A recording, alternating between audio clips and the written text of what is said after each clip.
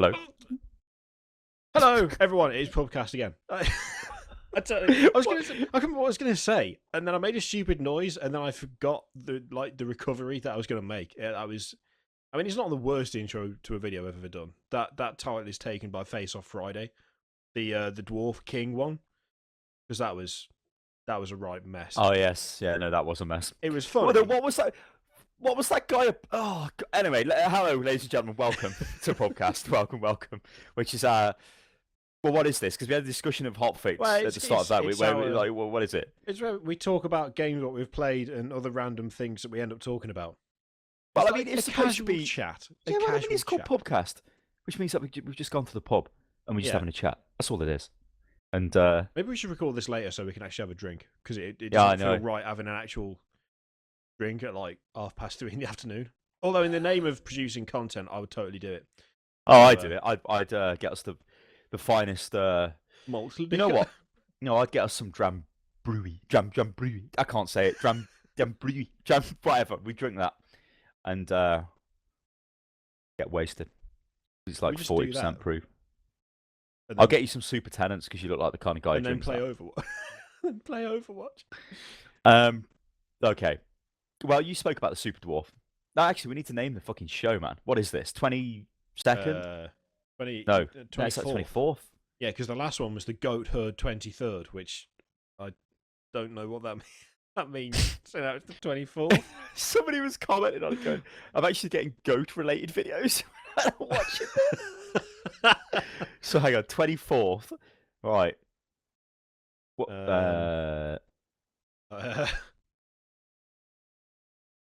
The Unthinkably Far North 24th episode of the...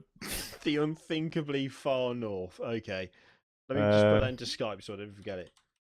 Hang on, you're just going to accept my... Okay, well, if you're accepting my first one, I'll take that. I've got nothing for the... You've got nothing. I've got nothing for the 24th. The 24th...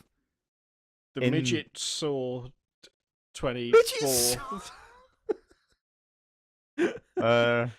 That's your fault, because you keep singing the bloody song all the time. Fourth. I'm trying to think of words that rhyme with fourth, and I'm like morph, porth. They're not even words. They're just noises.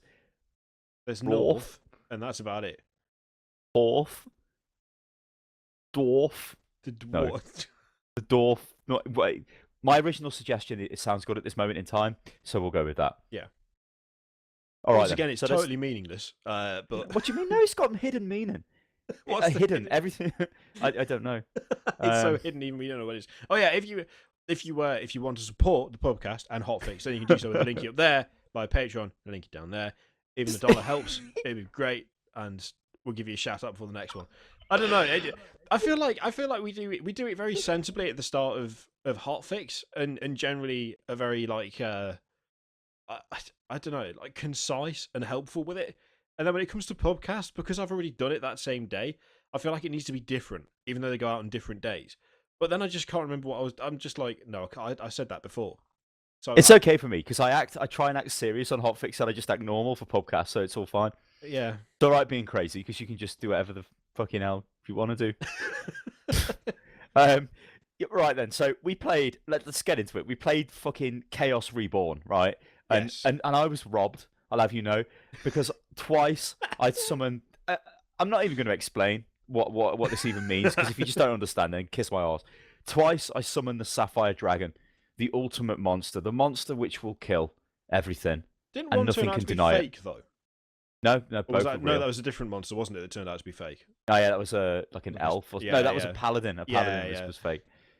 So twice it was summoned. Twice it was demolished.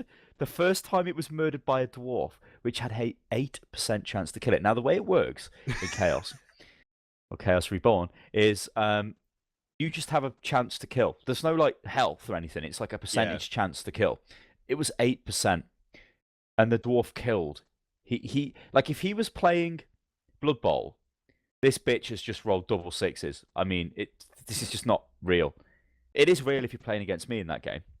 And I looked on and I'm like, this is funny, because I was watching Kiri, and Kiri was recording the game, But for some reason, I could remember how the game worked, and I could tell Kiri was faffing about. I'm like, oh, I'm just going to kill him with a sapphire dragon. I'd forgotten how the game worked. I'm not going to lie.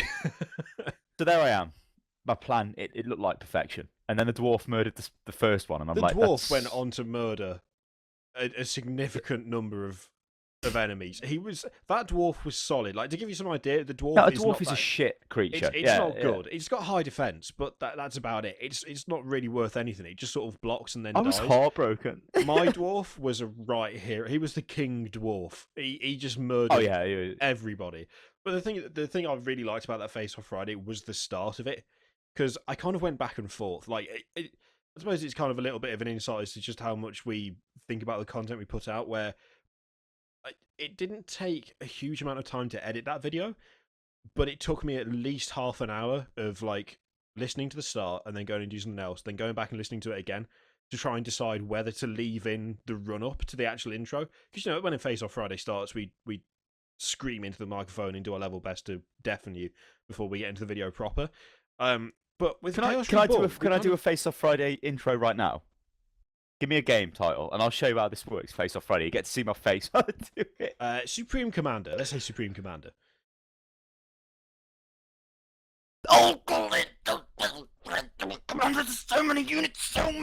It's so large. World domination. That's kind of how it goes. But there's also a build-up as well. Like we'll sit there and it'll be like, okay, it's your intro. It's time. It's your turn for the intro. And in fact, you can hear it in Chaos Reborn. It's like, it's okay. It's my turn, isn't it? Yeah.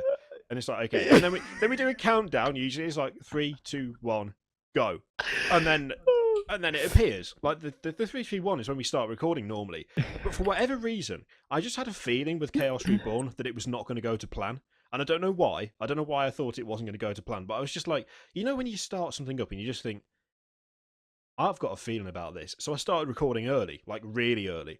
I actually cut off like 2 or 3 minutes from the start of the recording, just because it was like us faffing about saying what the name of the lobby was and what the password was and all that shit.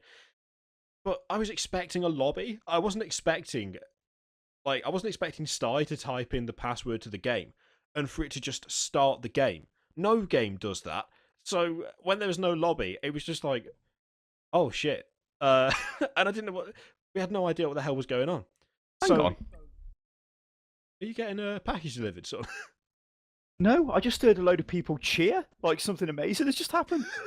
They love the like face out off. In the street. They love the Face Off Friday play. They love the Face Off Friday. That's what it is. It's like a flash mob or something. It just appeared around the shack. Face off. Well, boys, how did you know? How did you know? But yeah, I kept face off for whatever. I kept going back, and I was like, I don't know whether to leave this in because the intro was funny, but like the bit before, I didn't know whether it was too like just faffing around or whether it was funny or not. So at the end, I did what any sensible person would do, and I was just like, "Oi, cat!" And I called my wife upstairs, and I was like, "Listen to this," and I just gave her the headset and pressed play. And she started laughing, and I was like, okay, it's fine, I can leave it in. Because that was all it was. It was like, am I finding this funny because we sound like we would before recording something where it's like, we don't always sit there screaming at each other, obviously. We talk to each other, but we don't sit there yelling stuff about Face Off Friday or screaming the names of games or coming up with, like, Lord Dwarf to shout into the microphone just at random. That's the intro to Face Off Friday. So the fact that it was like a build up to that, I was like, oh, I don't know. And I was like, fuck it, no, it's quite funny. I'll leave it in. There you go. It was a quality insight into the way Face Off Friday is produced. Where we sit there and it's like, okay, we're in the lobby, and instead, just the start of it was just like, oh shit. Sometimes it gets even better. Sometimes it's like, it'll be like, whose go is it? You're like, I don't fucking know. Who did the last one? Fuck knows. I'll do one. All right, then you do it. And then you do it. And then in the comments, it'll be like, you did the intro last week. Oh, for fuck's sake. Come on. You just have to go with it. So this is the beauty of Unit Lost. A lot of it is just, it's not planned. It's just how it is. No, it's like, we'll just fucking do it. And there you go. That's the thing. We could have sat there and we could have loaded up Chaos Reborn and be like, okay, is there a lobby system? Is this how it works? Instead, it was like, nah, fuck it. Let's go. And I'm like, okay, then let's do it. And then we did it. And then anyway, back to the game. So my massive plan of having an insurmountable force which got beat by the shittest unit in the game. And then like, well, what do I do? I think I'm just going to try and go for him and smoke him with my fucking spell that I had left. But to do this, I had to stand next to a tree which is an immobile object, and it just slapped me and I died. I was like, fucking hell. This is the most anticlimactic ending ever. I know. I summoned so many trees. I summoned just the barrier trees that have health but don't attack. I summoned the ones that you can hide in that might give you a spell. Then I got the ones that attack you if you stand next to them, and I was just like, I'm just going to build a fortress. Fuck it. So I was expecting it to be a draw. I didn't expect the tree to murder you, but I'm glad it did because it was really funny. Well, I didn't accept the draw, so I was like, I'm coming in for the kill because my plan of just wasting you with a massive the thing dragon is as well, I at that point didn't work. I totally shafted myself because I tried to summon a dragon and I burnt all too of early. Yeah, you did it too early, didn't I you? burnt all of my cards trying to summon a dragon, and it never appeared. But that meant I had no spells, so I had no real option. Anyway, like I couldn't attack you, so I was just like, stand behind the trees. That's it works. That's fine. I wanted to get the dwarf all the way around to murder you, but he got caught up killing everything else. But yeah, it's not. I have to admit, Chaos Reborn is a fun game, but I don't know how much I'd actually play it, like outside of recording it. It's Chaos Reborn because it's Chaos from the old like Spectrum days and God knows what, where it was like a timeless classic strategy game, and it is essentially the same game. It's just got obviously updated visuals. But I seen an article from I forget his name, guy who made it. Oh, that's embarrassing. He actually follows me on Twitter. Oh, he's going to watch the video and know that you've forgotten who he is. Anyway, he made it, and he made it, the guy. And there was an article from a website where he was arguing for RNG should be in strategy games. You know, you should have the random element. But Chaos is a bit like, it's funny, but like I got robbed. You could say it's like Blood Bowl. Like I completely wrecked Kiri because Kiri was clueless, but then it didn't matter because his dwarf just killed my fucking dragon. My other dragon got killed in some other far-fetched way, and then I just had nothing left. It was like, RNG is fine, but when it's the defining element of the game, and it means that even someone who is crap can just win over something that's like totally random, then it's a bit too much. Like a random element is good. Everything being random is not so good because it's a bit much in that game. Do you remember when we played it before? We played like an early version of it, and I think there's a video on the channel of it then. And you killed me with the eagle. And I just was like, what? Like, I got killed. Like, the eagle must have had no chance to kill me, and it just killed me. I was like, what? It's like, what? I mean, like, when I was saying about Blood Bowl, that's not entirely fair, because Blood Bowl is, you can still move your pieces around on the board without being interfered with, and provided your tactics are still sound, you can still win. Like, okay, you might get double skulls roll and whatever, but, you know, that's quite unlikely. So it's not just purely down to luck. Where Chaos, I'm not saying it's purely down to luck, but it was a bit like, yeah. But anyway, if you played the old Chaos and you enjoyed that, then I'm pretty sure you will enjoy the. It is a funny game to play against someone though, because it is just it's so random and so mental. So, but, I mean, I know another game we both played is Anno. Now I stream this Anno 2205 or 2205, whatever the fuck it's called.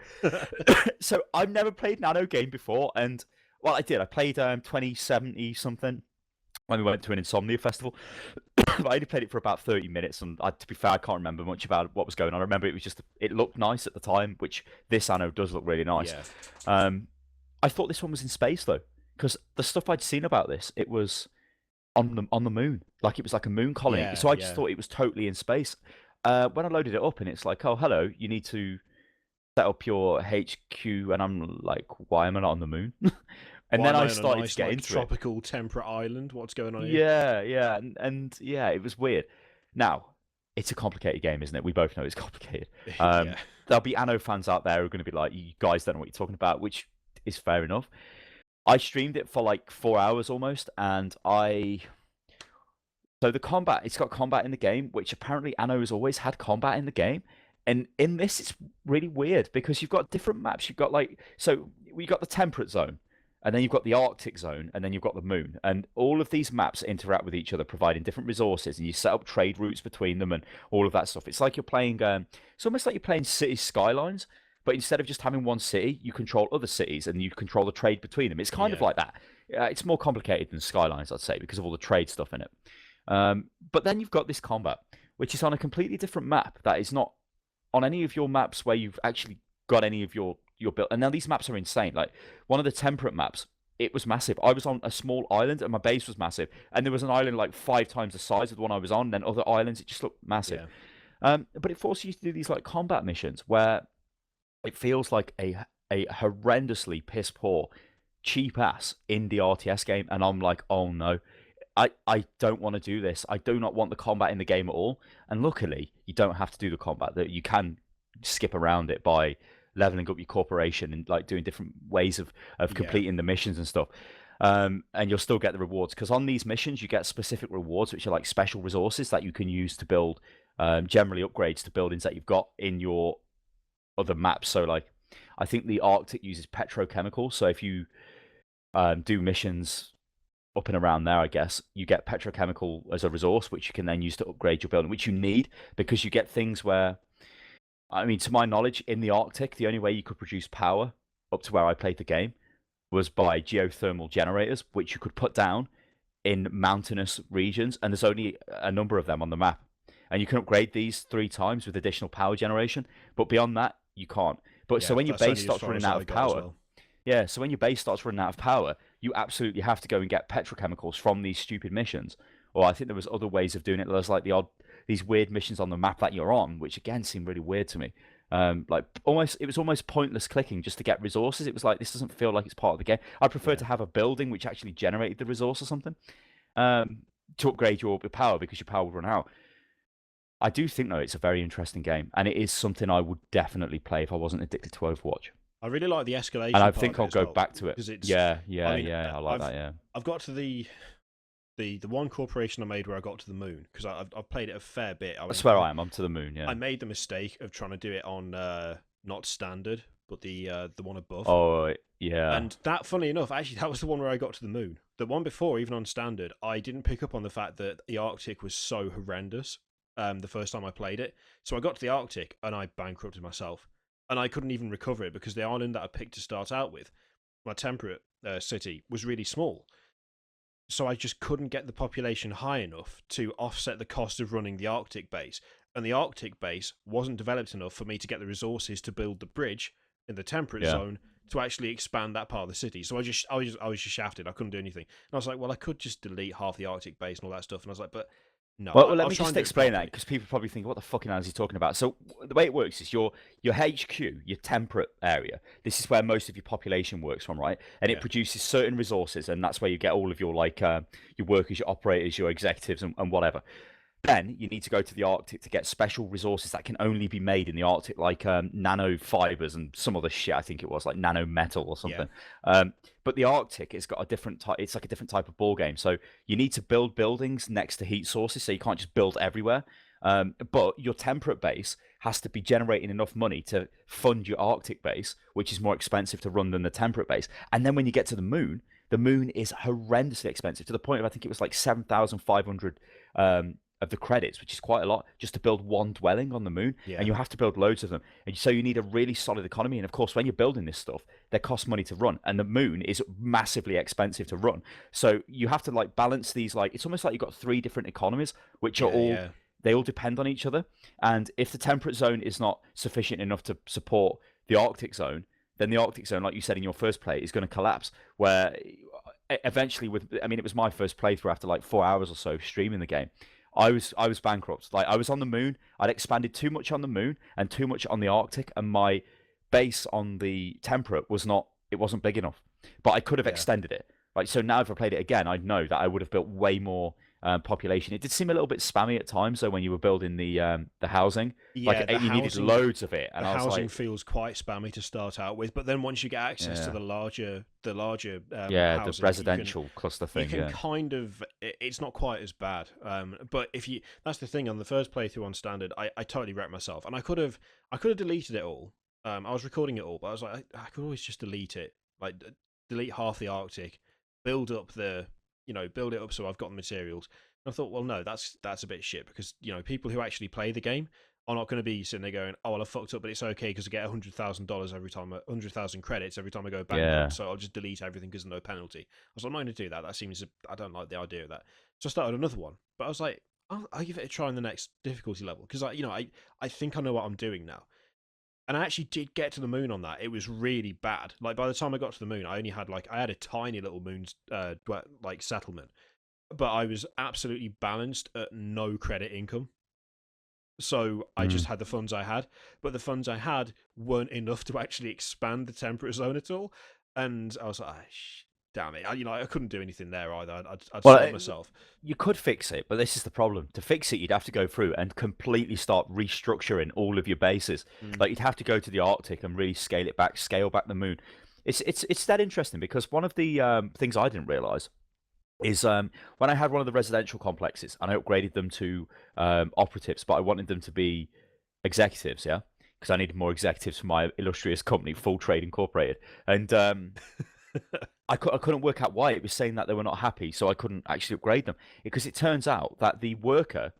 The resources required to make the workers happy, so things like rice and like more basic resources and vitamin drinks and stuff, Yeah, they were too low. And I thought that was really interesting because it means you still have to maintain the lower resources. You can't just suddenly get rid of the rice because the yeah, executives, they like to eat wine and beef because wine and beef is the ingredients to make luxury meals because they're executives. They don't want to eat a bowl of rice. But you can't just get rid of the rice plantations and just stick loads of beef production there because you still need the rice, else they'll still be unhappy. And yeah. I like that because you start getting this multi-tiered like economic system on the go of dependencies. And honestly, I think it's ridiculous that I've never really played Nano game before if that's what they're all like, because that was really interesting to me because they're about colonization, aren't they, Nano Yeah, games? yeah. I mean, just wish it didn't have the combat, but I've you got can the one ignore it now. before this one, but I never tried it. It just didn't really appeal to me. I didn't know what it was, to be honest, really. And I was like, no, I'll just stick to what I know. I may end up even going back to it because I've really enjoyed 2205. I mean, the third corporation that I started, which I recorded for a video, which And beware, guys, this is a fucking major type sync. This game, yeah, you will it be is. like, whoa. It really is. I mean, three corporations. It's been like I want to say maybe sort of 12 to 14 hours or so I've put into the game. Sadly, the third corporation was supposed to be for the video that I made, but when I encoded the video that I got out of it had been ruined. And somehow the original footage died with the video, which Such are the joys of it's making only videos for happened. YouTube. That's only happened to me once before, but it really pissed me off because I was really happy with it. Like it was like an overview and a let's play and a review all in one, and I was like, at the end of it, I was like, I've done a good job there. And then it was mangled. The second half of the video was totally blank, and it crashes Prem Pro when I try and put it in there. And the original footage now has repeated frames all the way through it, which I've never seen before. I've had original footage die due to a balked encode before, but I've never had it Yeah. go that weird. Um, but that corporation was on standard, and I made sure, like, after an hour of play, I was only on the Arctic, but I had a decently sized Arctic base because I decided I'll do two parts. So I'm intending to do this. I say tomorrow, it'll be Friday now, if you're watching this. I'm going to re record the video. And I want to do, like, after an hour, get, like, halfway through building a decent Arctic base. And then another hour will be on the moon, hopefully, because I know what I'm doing this time. By the time I think start to the be third fair, corporation, I knew what I was doing, and like I managed to yeah. get everything, like proper land usage, so everything was using exactly the right amount of space. The layout was perfect. That I could expand the temperate zone when I went to the Arctic before I ended up losing any real. Like I did go into the red, but only briefly. So I went down to like 90,000 credits, but then I could build the bridge. And then I expanded the temperate zone massively because the more dwellings you build, the more income you get in the temperate zone. It's the same in the Arctic, but the costs of maintaining stuff in the Arctic wipe out any income that the residents provide. Whereas in I the think the temperate Arctic zone, needs to be the Arctic kind of just needs to be just enough to produce the shit, and that's it. The temperate zone you can go crazy though. yeah, But you're right. Like as soon as you start, like I guess the foundation of all the way it works is when you stick down more dwellings, you get more mouths to feed, so you need more of all the shit that you're making. And like only executives will only be they'll only want to live in your head office, so to speak, if you're sending them crazy neural implants from the fucking Arctic and shit. Because if you're not, then they don't want to know because they've got higher needs than just a basic worker. I think it's pretty good though, and it is definitely something I'm going to play again. It's a really Definitely. interesting game. I think just the implementation of it is really good. Like I like the fact that you can go to the Arctic and you'd be like, oh, so there's this heat mechanic, but it's the same as temperate. So, they're supply and demand and so on and so forth, blah, blah. It's easy.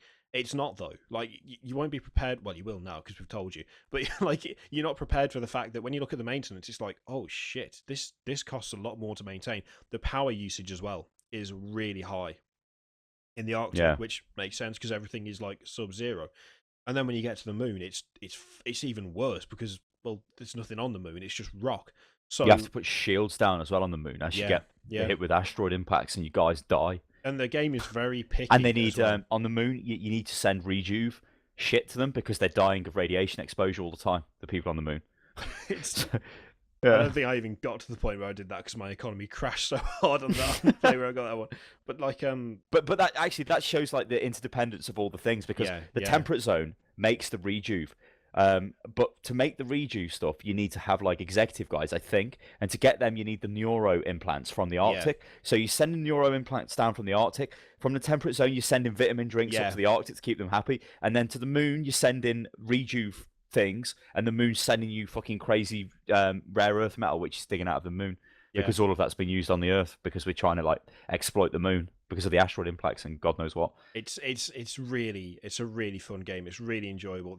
They've thought it through really well. I mean, like you said, the only thing I don't like is the combat. I don't see why it's No, it's totally shit. Like, it's totally it's shit. like It's a really pointless. shit RTS. It's really poor and it's not enjoyable. And it's just like it just feels like an unnecessary kind of addition to the game, like a really crappy time sink where it's like, oh well, you can do combat if you want.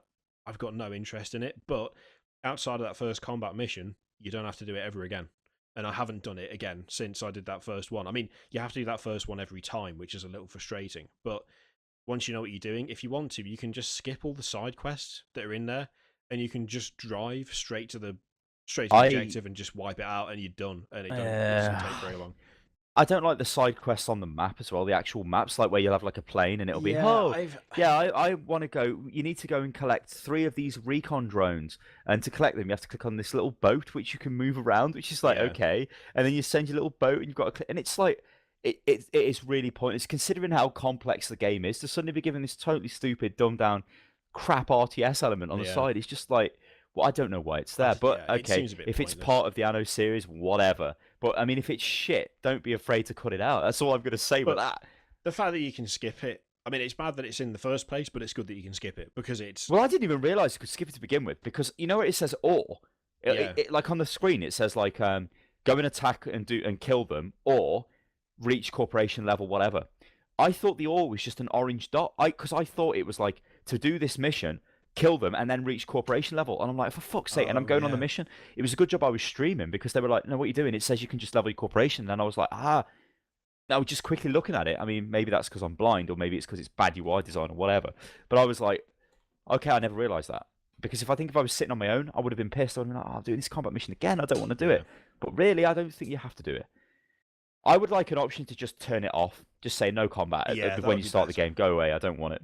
Yeah. Because what the hell are we? Why is there You're a company. You're not a fucking nation or a military organization. I don't understand it at all. But apart from that first mission, you can avoid it, and I'd recommend avoiding it unless you're into it. In which case, why? But yeah, it's combat aside, it is really enjoyable, and it looks really nice as well. Like I said in the video, and I'll say it again when the video is actually made again.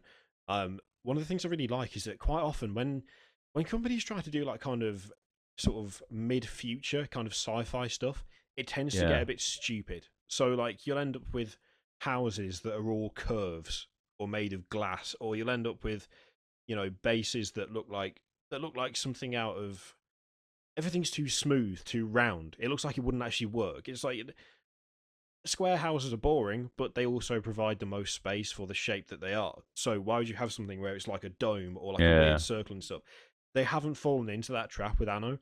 Like the stuff on the moon looks kind of futuristic, but also like you would expect like stuff to look like on the moon. It's not kind of crazy, sleek sort of, rounded curves and everything. It's like it's just beyond kind of what we've got now. It's believable, ain't it? Yeah, you look at it and you do think, oh, this looks futuristic. Like I don't know, like it doesn't look like it's stupid and mental. I mean, they use things like space elevators to get up to the base station and things like that, which are semi-believable.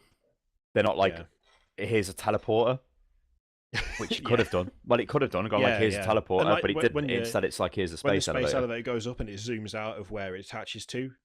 That looks believable. I mean, that's based on stuff that people have talked about now. It's like a ring that spins to simulate gravity. It's something that people have actually discussed and would work. And so you look at it and it's like, yeah, no, I like that because it's Yeah. it's futuristic and it's like sci-fi, but at the same time, it's real. It's not kind of like some sort of dumb shape that wouldn't work.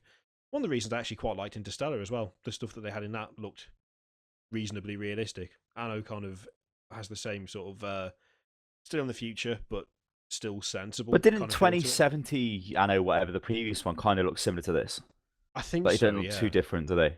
yeah, I think so. I tell you, what, I'm genuinely tempted to go back and try that now because I've really enjoyed Anno 2205 so far.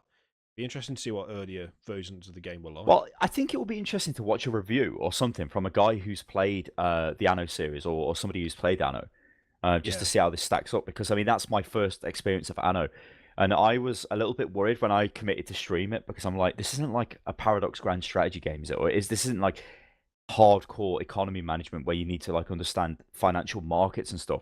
And I'm like, please don't be like that. And it turns out it isn't. It's actually like it's fairly easy to get into, but you can also see it being quite complicated if you don't actually manage your resources correctly. Which again, I think, well, honestly, if you're a fan of Civilization, you will like this game. I'm a fan of Civ.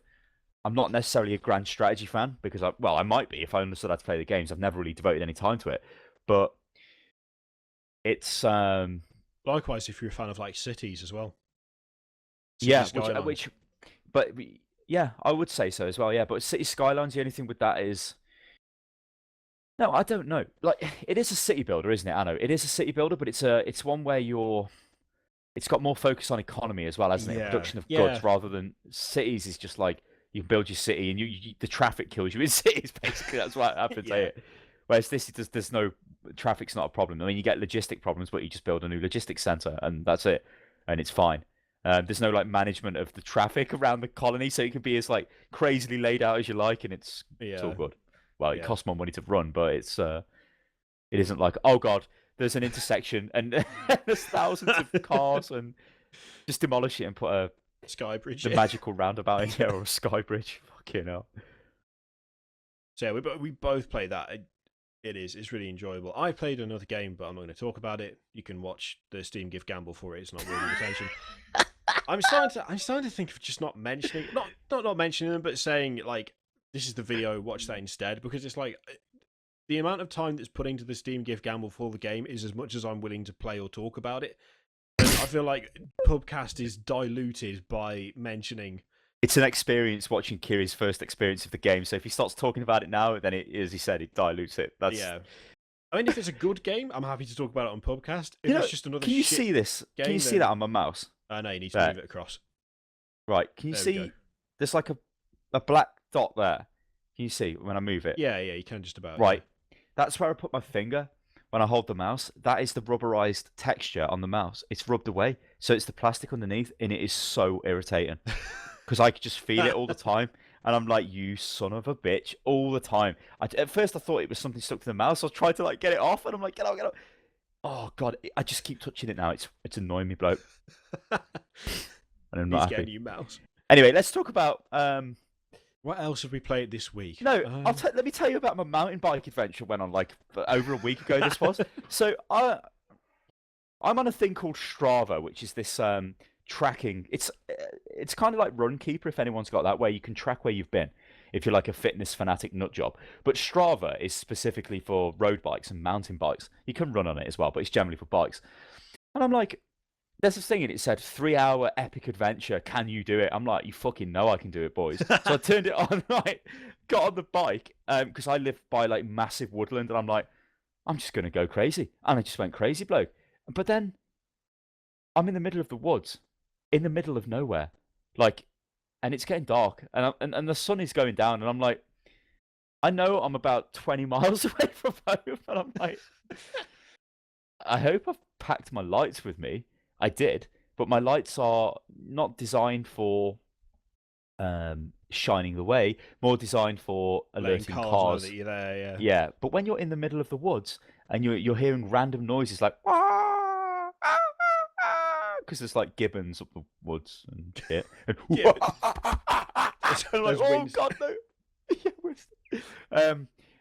I'm like, fucking hell, where am I? And you start seeing like random things like rabbits and stuff, and like deer just walking around looking at you thinking, what are you doing here? You shouldn't be here at this ungodly hour. Because it wasn't 3 hours that I was out. It was actually about 5 hours because I was off my fucking face. But anyway, this was a very interesting. Epic 3-hour adventure turns into Yeah, I 5 just hours of destroyed being it. lost in the woods.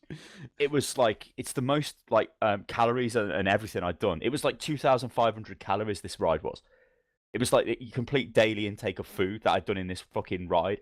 Quality. But the whole point of the story is this: so it's pitch black, and I've got no lights, and I'm in the middle of the fucking woods, and I'm like, I have no idea where I'm going, and I'm just following this path, hoping that it takes me somewhere, like a trail through the woods, and it's getting misty, and I'm like, and then I take a fucking left, and it's just these like drops, and I couldn't see them, and I'm just pedaling, and I'm just dropping like this, and I'm. You know, like when you get to a point and you just got to accept it, bloke. You're like, I just accept what's going to happen now, because I've got no control over what's going on. Right. And I'm like, I just accepted it. I almost went off like a ridge. I don't even know how far. I don't think it was that far down, but it would have hurt me if I went down there. And I was like, holy shit. But eventually I found my way to a road. I'm like, there's a road, okay. So then I started pedaling down the side of the road. And a couple of cars and stuff were coming by, which was obviously all right because I had I've got full reflective gear on, and my lights and everything on, so the cars could see me. But yeah, that was in the woods was like it was Sounds just like a disaster waiting to happen. Yeah, it was crazy, but it was kind of bad planning on my part. I should have realised that the sun was going to go down earlier because the clocks had gone back, hadn't they? Oh yeah, that's true. Yeah. But I looked at it and I thought, nah, it'll be fine, and I just carried on, and it just got darker and darker, and I'm like, I'm in the woods, middle of nowhere here. And there's no phone signal. As well. Yeah, and there's no phone signal because you're just in the wilderness. And I'm like, there could be a fucking murderer over there. There could be like a gang of bike thieves for people who stayed out too late. Yeah. I tell you what, that would be a good plan. That would mugging people on their bikes. Don't take, especially considering how much some are worth. Yeah, no, don't. Don't steal bikes. Try some video games force people to steal bikes. Yeah. So anyway, that was my bike experience. Jesus Christ. I can't remember if I said on the last podcast that I wrestled a dog. I think I did, didn't I? Yeah, you did. Yeah, you gammy hand. Yeah. It's still mildly gammy, that wrist, but it's a lot better. But also, I am. Gammy's such an awesome word. I got gammy wrist. Oh, it's gammy. Oh yeah, you know what? Shout out to the guy on the last pubcast. I think it was the last one who gave me a solution. Like, you know, I've been talking about the fact that I keep losing strings on my guitar, and it's a bit ridiculous, and I'm spending quite a bit on strings. I was like, do I need to have two? Like, should I get a cheap second one? And also, this caused me to look on eBay. You can get some right guitars on eBay for cheap, which is dangerous because I'm like, that's usually 600 quid. Would you trust it though? Would you trust it though? Could they be broken in some way? Or well, yeah, they're usually second hand, so they've got marks and scuffs and dings. Oh yeah, no, but beyond like that, like, could it change the sound? No, I don't think so. Unless it was really. like horrendously bashed in. But yeah, unless it was completely knackered. But then even if it was like, oh, the wiring's gone, you just do the wiring yourself. Like, it wouldn't be that bad. Yeah. I was like, this could be bad. I don't want to buy another guitar because I want to get a bass because I want to get back into playing bass. And he was like, no, don't do that. I think he's studying music or music production, and he's semi-professional musician himself. Simplest solution: get a pencil, sharpen it, and the grooves where the strings sit on my guitar, colour them in with the pencil. And apparently, because they're made of graphite is like a self-lubricating material, and it stops the strings from rubbing into the V shape that they sit in, and stops them from snapping. And I was like, does it work? Well, I haven't done it yet because I'm waiting for new strings. But I looked on forums and stuff, and I specifically searched for like that kind of solution. Yeah. All these fuckers who were sitting there going, "Oh well, you need another guitar. You need to buy another guitar. The only way around is get another guitar." Do you know what they all do in like DIY threads? They're like, "Oh, I've got a new bridge." Of course, the first thing I did was use the old graphite trick. I'm like, you motherfuckers. So you're sitting there using the solution for your own gear, but then if someone turns up going, "Oh, this is happening. What do I do?" You're like, "Oh, you need a second guitar, mate." The fuck are you talking about? It's like, apparently it's a really common thing. I was like, this is irritating. But thanks to that chap whose name I can't remember, but thank you anyway. No second guitar. Chap. No second guitar. I like Instead, things like this. I like things like this where it's like you're looking at like mental things, and then suddenly there's like a little cheap thing which beautifully solves the problem. I love that shit. Yeah. So now I've got like I've obviously been buying a pencil. Turned out not to be that difficult. So I've got the pencil, and now I've ordered some new strings for the guitar that are heavier than the ones I've got now. So when I detune, I'll sell you a guitar. Is it? I don't want your shit guitar. they're heavier Is than it? what I've got now. And then as soon as those arrive, I'll just colour in the little things, the little grooves where the strings sit. Put the brand new strings on, which are better quality from what I've read. Instead of for those who do guitars, at the moment I'm using Ernie Ball strings, which are okay, but they seem Pardon? relatively cheap. Ernie's ball strings. Ernie What? Ball, old Ernie. Who the And fuck instead is I'm Ernie going to Ball? use. I can't remember how to pronounce them. I think it's Diodario or Dario or something. It's D Is this apostrophe Diodora AR bloke? DD something or other. Is this Diodora? Is it a sports brand? It bloke? is not Is that- Diodora. No. No. So I've Do you ordered some of remember those Kappa? instead. Do you remember Kappa? Like now, Kappa was Kappa's a a thing, Twitch yeah. thing, but Kappa was the two ladies sitting back to front, wasn't it? Yeah, yeah. Kappa Sports. Do you remember? Yeah. I bet Reddit don't know about that, and I bet Twitch don't know about that. Kappa. Go and get some Kappa sports gear and sit there with Kappa on. They'll be like, "What the fuck is this guy?" People are going mental. Kappa. So instead of buying Do you remember a second Nerd? guitar, Do you remember Nerd? Do you remember Nerd? Yeah, Nerd. It was like like a bomber jacket with NERD on it, and there were different colours, the letters. No, I don't remember And that. do you remember LA Gear, the flashing shoes? I remember when you LA walked? Gear, yeah. I had them Yeah. for Christmas. I remember when I was a kid, and I went to school with them, like flashing, yo bitches. You can still get like flashing shoes. They're still a popular Oh thing my with kids. God. I saw a kid the other day who had a T-shirt with an Iron Man on it, Yeah. and it had the hand like sort of like that on the T-shirt on the shoulder where the Hulk is on my T-shirt here, and Yeah. it had a fucking light up hand, Oh, like this. like little LED things in there. So his palm kept lighting up. I was like, I think it was when we went food shopping. I walked past his kid and I just looked at him and he looked at me and his little Iron Man hand flashed at me and I just went, "Nice T-shirt," and he goes, "Thanks," and wandered off. Thanks. But yeah, so Thanks, instead of Governor. Cheers, lad. so instead of getting a second guitar, which would be mental, instead I've just got new strings on order and I put those on, and it means instead that I can actually buy a bass, and I'm going to put it on the screen quickly now, and it's that one because I've played one because it's Yeah, you got to link me up, mate. I'm just in the fucking abyss here. Oh yeah, Yo, it's daft this one. buying Fuck something you, you haven't Sty. played. It's not a good idea. Mate, just fucking buy it. But I have played one of these, and they are really nice to play. Hey, that looks solid. So that is going to be ordered once our massive YouTube Red earnings turn. If we don't spend it on a Mars bar.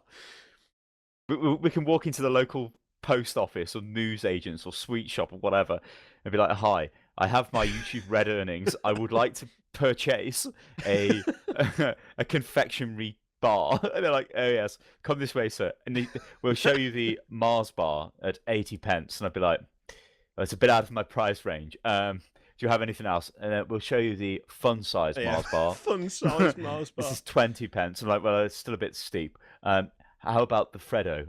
15 pence." I said, "Well, back in my day, Freddo used to be 10 pence. I can maybe stretch to 15 pence, but first I need to take a 3-year advance on my YouTube earnings. I will be back momentarily." Good sir. If only every transaction in the paper shop or news agents or wherever you buy sweets and chocolate from went down like that, It would I take would be loving it. forever though. You go in for like a drink and you. I would like to purchase. I need some. Can you go and get some milk? Yeah, give me 2 hours. I'll be back. I'll be back in 2 hours with a bottle of milk. Whatever, like haggling as well. Like we don't do this. We just go in the shop and pay the price of stuff. But you can haggle.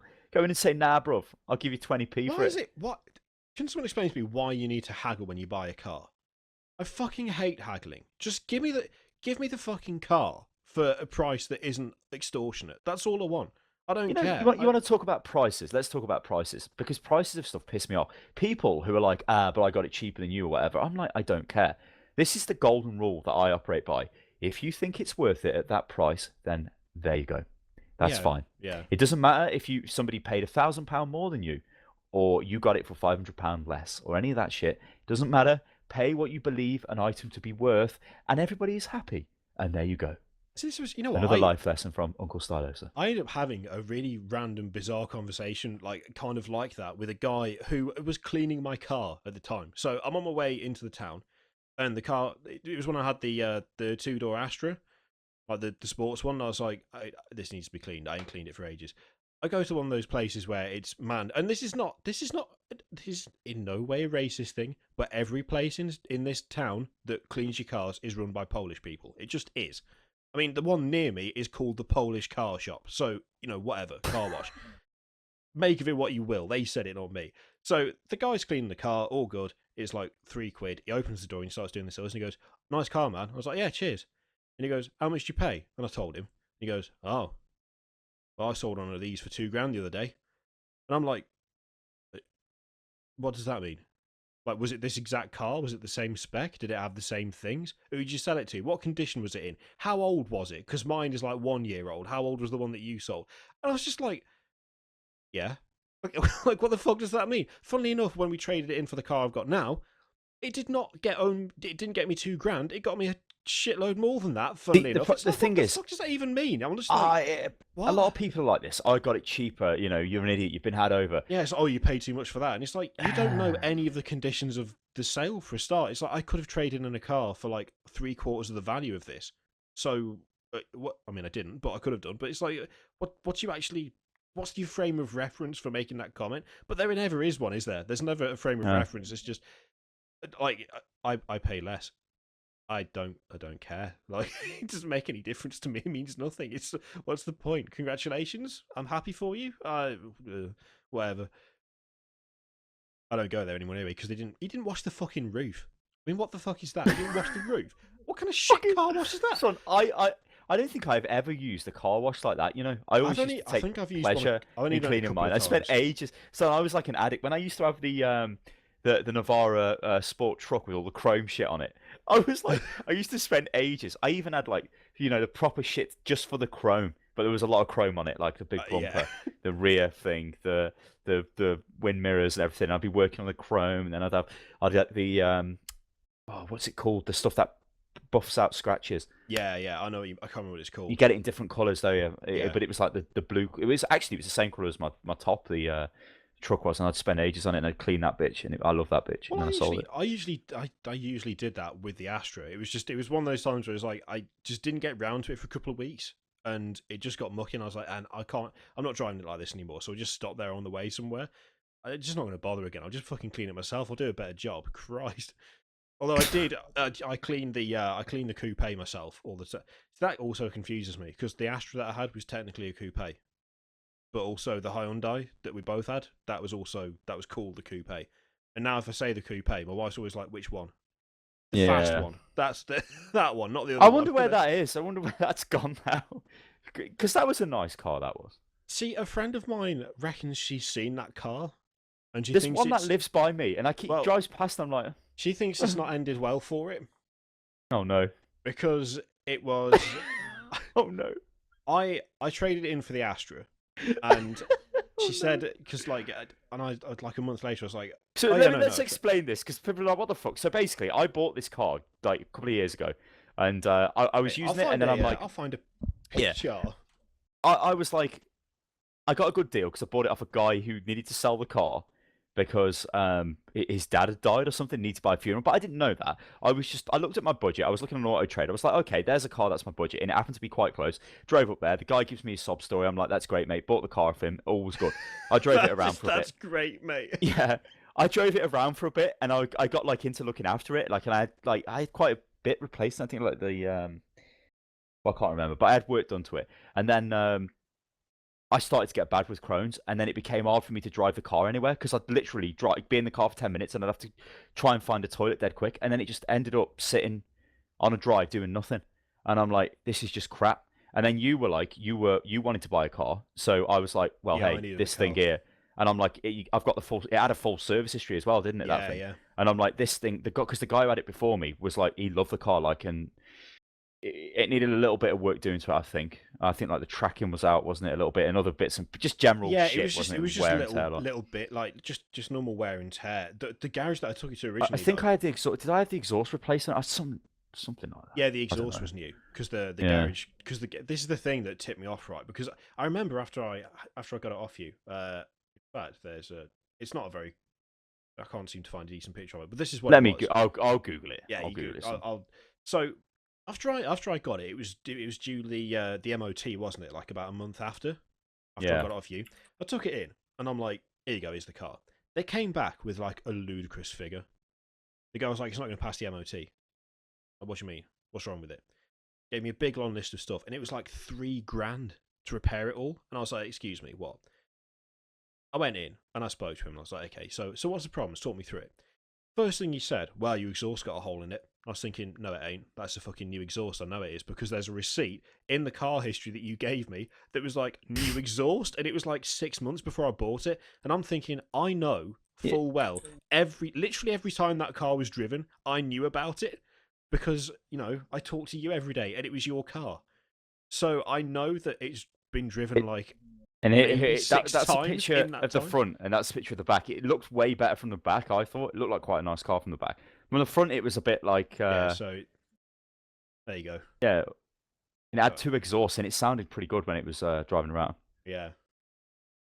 The pictures are really small, but you get the idea. But yeah, so I was like, that doesn't seem right, because I know when it was used, because you told me. You're like, oh, I took the car out, because at the time, as you say, you were like, you couldn't drive it was like, hardly used. Your corrosion was really bad, you couldn't use it for long journeys. But what made me sell it was, all I would have done, it was coming up to me MOT and insurance, and it would have cost me like £800 to get the insurance and the bloody, the MOT done at the time. Yeah. And so I was like, I just thrown the money away to do what? Just look at it parked outside again, like with a tear in my eye. I was like, no. And I was like, so I bought it off you, and then when I went to have the service done, I was like, oh, it needs all this doing. I was thinking that don't seem right. The other thing as well was when he said that there was no thread on the oil cap, like on the where the oil reservoir, right? And that it had just been taped and sticky together. I was thinking, he did his own fucking services. I don't think that's right at all. So I go away and I'm like, okay, mate, well, I need to decide what to do. So I took the car away. Took it to another garage, because I took it to the Hyundai garage, because I left the fucking lights on overnight. It's my own fault. I blew the... Hey, I had to take it... Is this this is probably the one by the football stadium. Yeah. I took it there because they had a... it was the only Hyundai dealership in the area. And I got a letter one day, and it was like, emergency recall on your vehicle. I'm like, what? So I opened it, and it was like, you must immediately take your vehicle registration, blah blah blah, to this address, and they will test it for major structural deficiency. I'm like, so I take it there, and I said to the guy, I'm like, what's the problem? He says, mate, it'll take about 10 minutes for us to check this, don't worry. I'm like, okay. What it was is in Japan, they don't have salt on their roads. But in Europe, they do, right? So the underside of the car, because it's a Japanese car, doesn't have like protective paint on the support struts at the back. And because they're shaped like a trough like this, water can get in and sit in. And because it doesn't have the paint, which prevents corrosion, the water over the time can corrode the structural beam weight, and it breaks. Now, obviously, they'd fix this if it was the case. But luckily, that one, I think, it either had the paint on it or something. But they said, oh, it's totally fine, this one, so it's okay. And I was like, fucking hell, that was... But it would have been fixed for free, because it was a recall. But yeah, I was like, this does not seem right. Like, this seems a bit odd. And the only reason I've taken it back to the garage is because shortly after I got it, I left the lights on, like, all night, because I just forgot to turn them on. I hadn't had my own car for, like, I think maybe 2 years at that point, so I was like, shit. So I didn't want to get a new battery or anything, because that was obviously bad. So I was like, okay, I'll charge the battery. I think I bought a battery for it, and that was I had a charger. I can't remember why we had a charger, but I had a battery charger from Halfords. So I was like, okay, I'll just plug it in. I left it in, plugged it in, fine, charged it, started the car up, and I thought the immobilizer had gone screwy, because it had an aftermarket one, didn't it? And I was like, oh shit, this is bad. Like, how do I reset this? I don't know what I'm doing. It hadn't. It's just the main fuse had blown, and no one did that fuse. No one. It was like a beast fuse. When I called the AA, I was like, so, I mean, like, this household is like under your thingy. My car's dead in the drive, and they sent one along, and the guy opened the thing, and he goes, I ain't got a spare for that. I went, what do you mean? He goes, I ain't got a spare for that. Like, are you sure? And he goes, I'll check, but I ain't got a spare for that. He goes to the van. He goes, no, I've never seen that before. I've never seen that. What kind of car is it again? I was like, it's a Hyundai coupe. And he goes, let me call Halfords. Maybe they'll have one. I'll go and pick it up for you if they have. And I was like, oh, cheers, that's good. Like, they didn't have to do that. That was quite nice. Called Halfords. The person on the other end of the phone, he had it on speaker, was like, no, we don't do that. What's that for? He's like, Honda Coupe. And he's like, no, mate, we don't stock those. We don't stock those. They don't use those in cars. I'm like, they fucking do, because my car's got one. What the hell are you talking about? So I ended up calling the Hyundai garage, and I was like, so I've got a Hyundai Coupe, and it needs a fuse replacing. And the woman at the desk just went, yep, I know which one you mean. We'll order it today. I'll be here for tomorrow. I'm like, are you sure? And she goes, yes. It's like, okay. I go in to get it the next day, and she's like, we get this request all the time for these cars because no one stocks this fuse. And I was like, okay. I plug it in. It's all good. Drive it round. The battery dies again, but I hadn't left the lights on. I'm like, okay. Oh my god. Charge it up again. Drive it around a couple of days. Battery dies again. I'm like, shit. So I go and get another battery. It's all fine. And I'm like, well, these guys were good.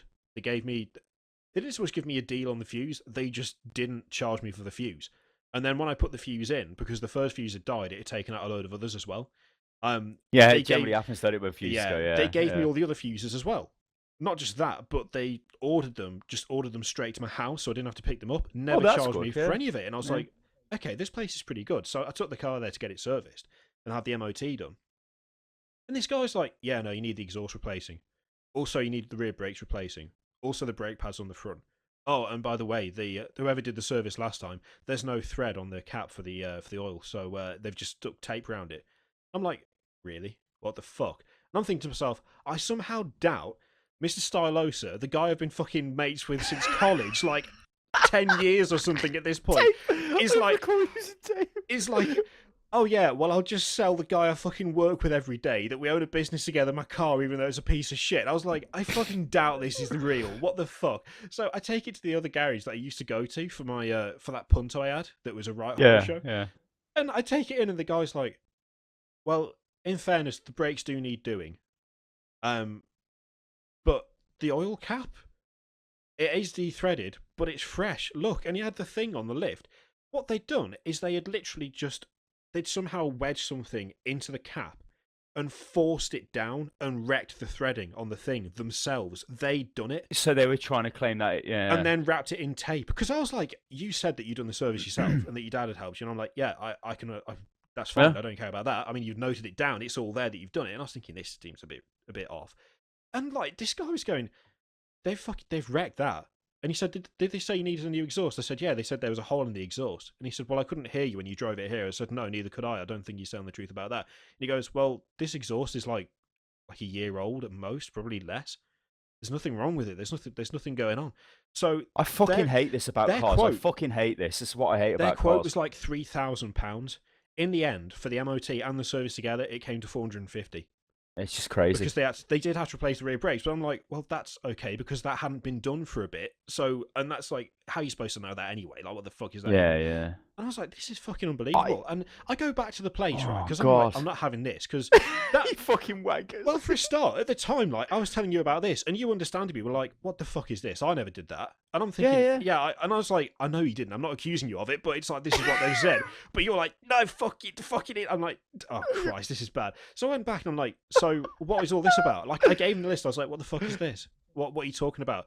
And he goes, we had an issue. Like, the manager of the place comes over and he's like, we had an issue with some of the staff members. They were working together to try and rip people off. We have let people know have been formed victims of it. We have been giving money back. And I'm like, I don't care. Like, why the fuck were they working for you in the first place? What is this? How would that even work? And he said, well, what they were doing, and they did this, he said, to 3 other people before they caught on, was they got the cars in. They damaged the fucking cars when they were coming to the MOT. They put together a long list of stuff that's wrong. Half of it is not even true, because the manager's not going to go around and check it, because, you know, he's running the whole place. And the guy who was the head of the mechanic department there was fucking in on it. So obviously he got fired along with 2 others. And they would say, like, they put this list together. They don't give you the list until the day before the MOT is due. And then they're like, well, if we work late, we might be able to do it.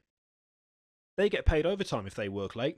So they would fucking stay there until 1 o'clock in the morning, being paid double time to get a car ready for an MOT the next day.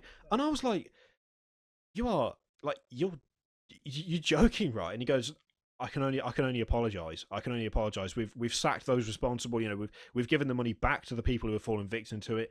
It's cost us a lot, but you know, it's what we have to do. The thing is, I know he's done that, but I can't trust that place now because like every time I think about going back there, I'm like, because when we were looking for new cars this time round, I was like, well, a couple of friends have got a Hyundai estate. Maybe that'd be all right. But I never went there to look at them because I'm like, that place is now tainted. I mean, for a start, they tried to. I know it wasn't specifically that guy, so in a way it's kind of unfair. But you can't really help it, can you? For a start, they tried to rip me off for $3,000.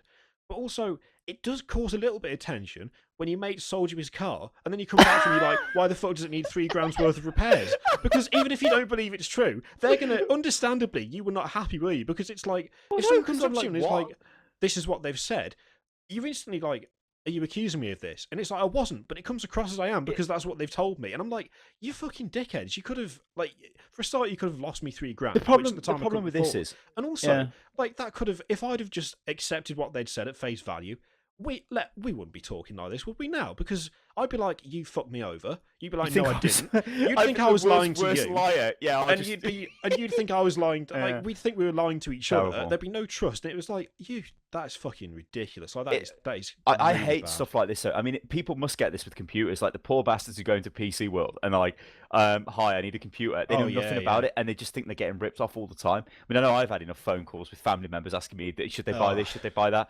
But cars, it's the one thing I don't. I mean, I understand, you know, replacing the oil, listening out for, you know, knocking noises or your holes in the exhaust, that, you know, looking for bloody white shit under the bloody oil. And, you know, I understand basic things about cars. I don't understand the inner workings of a car and what's required to fix it. So when I fucking hate going into, what's this you sent me, son? I fucking hate put going it on the screen in a sec. That's what I had to get rid of to get the new car. So I fucking had to, like, I just hate garages. I hated it. It was one of the things I hated with cars in general. I mean, I've not, the weird thing is I've not had a car now since that car, and that's been some time. I do have access to a car if I go down, if I absolutely need it, I can go down and borrow a car, but it's something I'd like to get again, I think.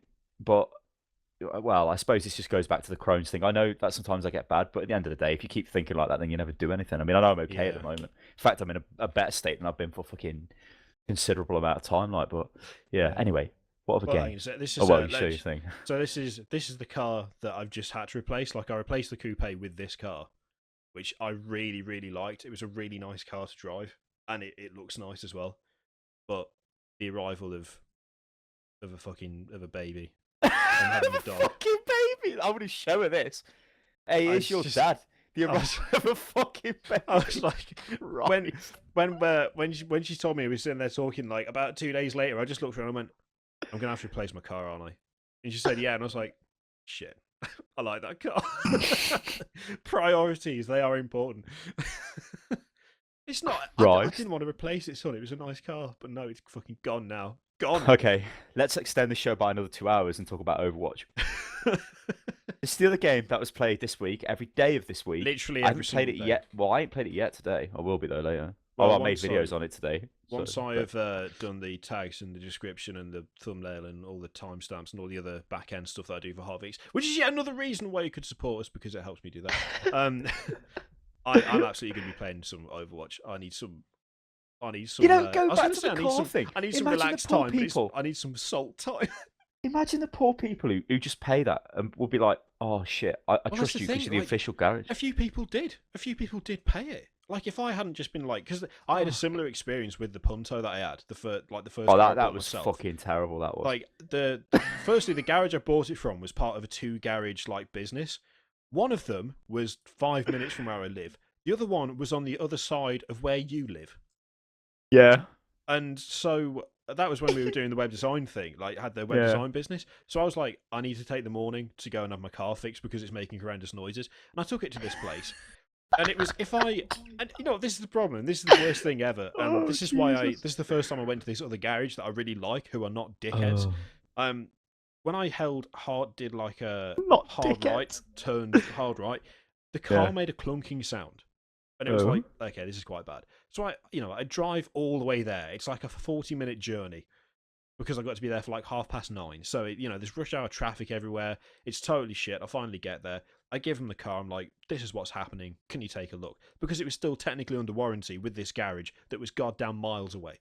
I'm like, this is totally shit, but take a look. There you go. They take the car in. They don't drive it round to actually listen for themselves to find out what the noise is. They just take it straight into the garage. Then the guy comes back and he goes, yeah, you need a new exhaust. And I'm thinking, so if I turn right, the fucking exhaust makes a noise, does it? And I even said to him, I'm like, it only happens when I turn right. Are you sure about that? He goes, well, they can't see anything else wrong with it. And I'm thinking, yeah, but they also haven't driven the car. I know they haven't because I'm sat here looking at the yard and I can see into the fucking workshop where the car is up on things that you have not driven it round. And so I got back and I'm like, bullshit. Like I said to my dad, I goes, hey, Dad, he says it's the exhaust when I turn right. And my dad just looked at me and he went, no. I'm like, yeah, I thought not. So I took it to this other garage and I'm like, the one that's really close to me. And I just go, so I took it to the place where it's got a warranty. And the guy says that the exhaust needs replacing. And I told him what the problem was. And the guy, his name's Andy, he just looked at me and went, that doesn't sound possible. I said, well, yeah. He said, no, that doesn't sound like physically possible. Like if you turn in right, your exhaust doesn't turn right. The car as a whole, what? And he goes, let's take it for a drive. We get in. He goes into the car park next to the one because it's on an industrial estate. The next car park's empty. He just does full lock onto the right and he just drives around. And he goes, oh, what do you just need your brakes like the brake pad was catching on some corrosion on the disc. That's what it was. Yeah, you just need them polishing off. You just need it shaving. He said we could do it, but we're really we've got a load of stuff booked in for today. We won't be able to do it until tomorrow. But I know there's a new Fiat garage just around the corner, so I'll call ahead and tell him you come in. They'll be able to fit you in. So he calls another garage and says, I've got this car coming over. Can you deal with it? I go to the place. I'm like, yeah, this is the problem. He goes, yeah, we know about that. If you'd like to take a seat in the waiting room, get a cup of coffee or a cup of tea or something, it'll only be a few minutes. I go through, I sit down, it's like a big showroom. They've got it's an Alfa and a Fiat place, so they've got really nice Alfa Romeo sport estates and the little 500 Abarth sitting there, and I'm like, these are some nice little cars. Scorpion. Yeah. And they take it away. 15 minutes later, he comes out, he hands me the keys.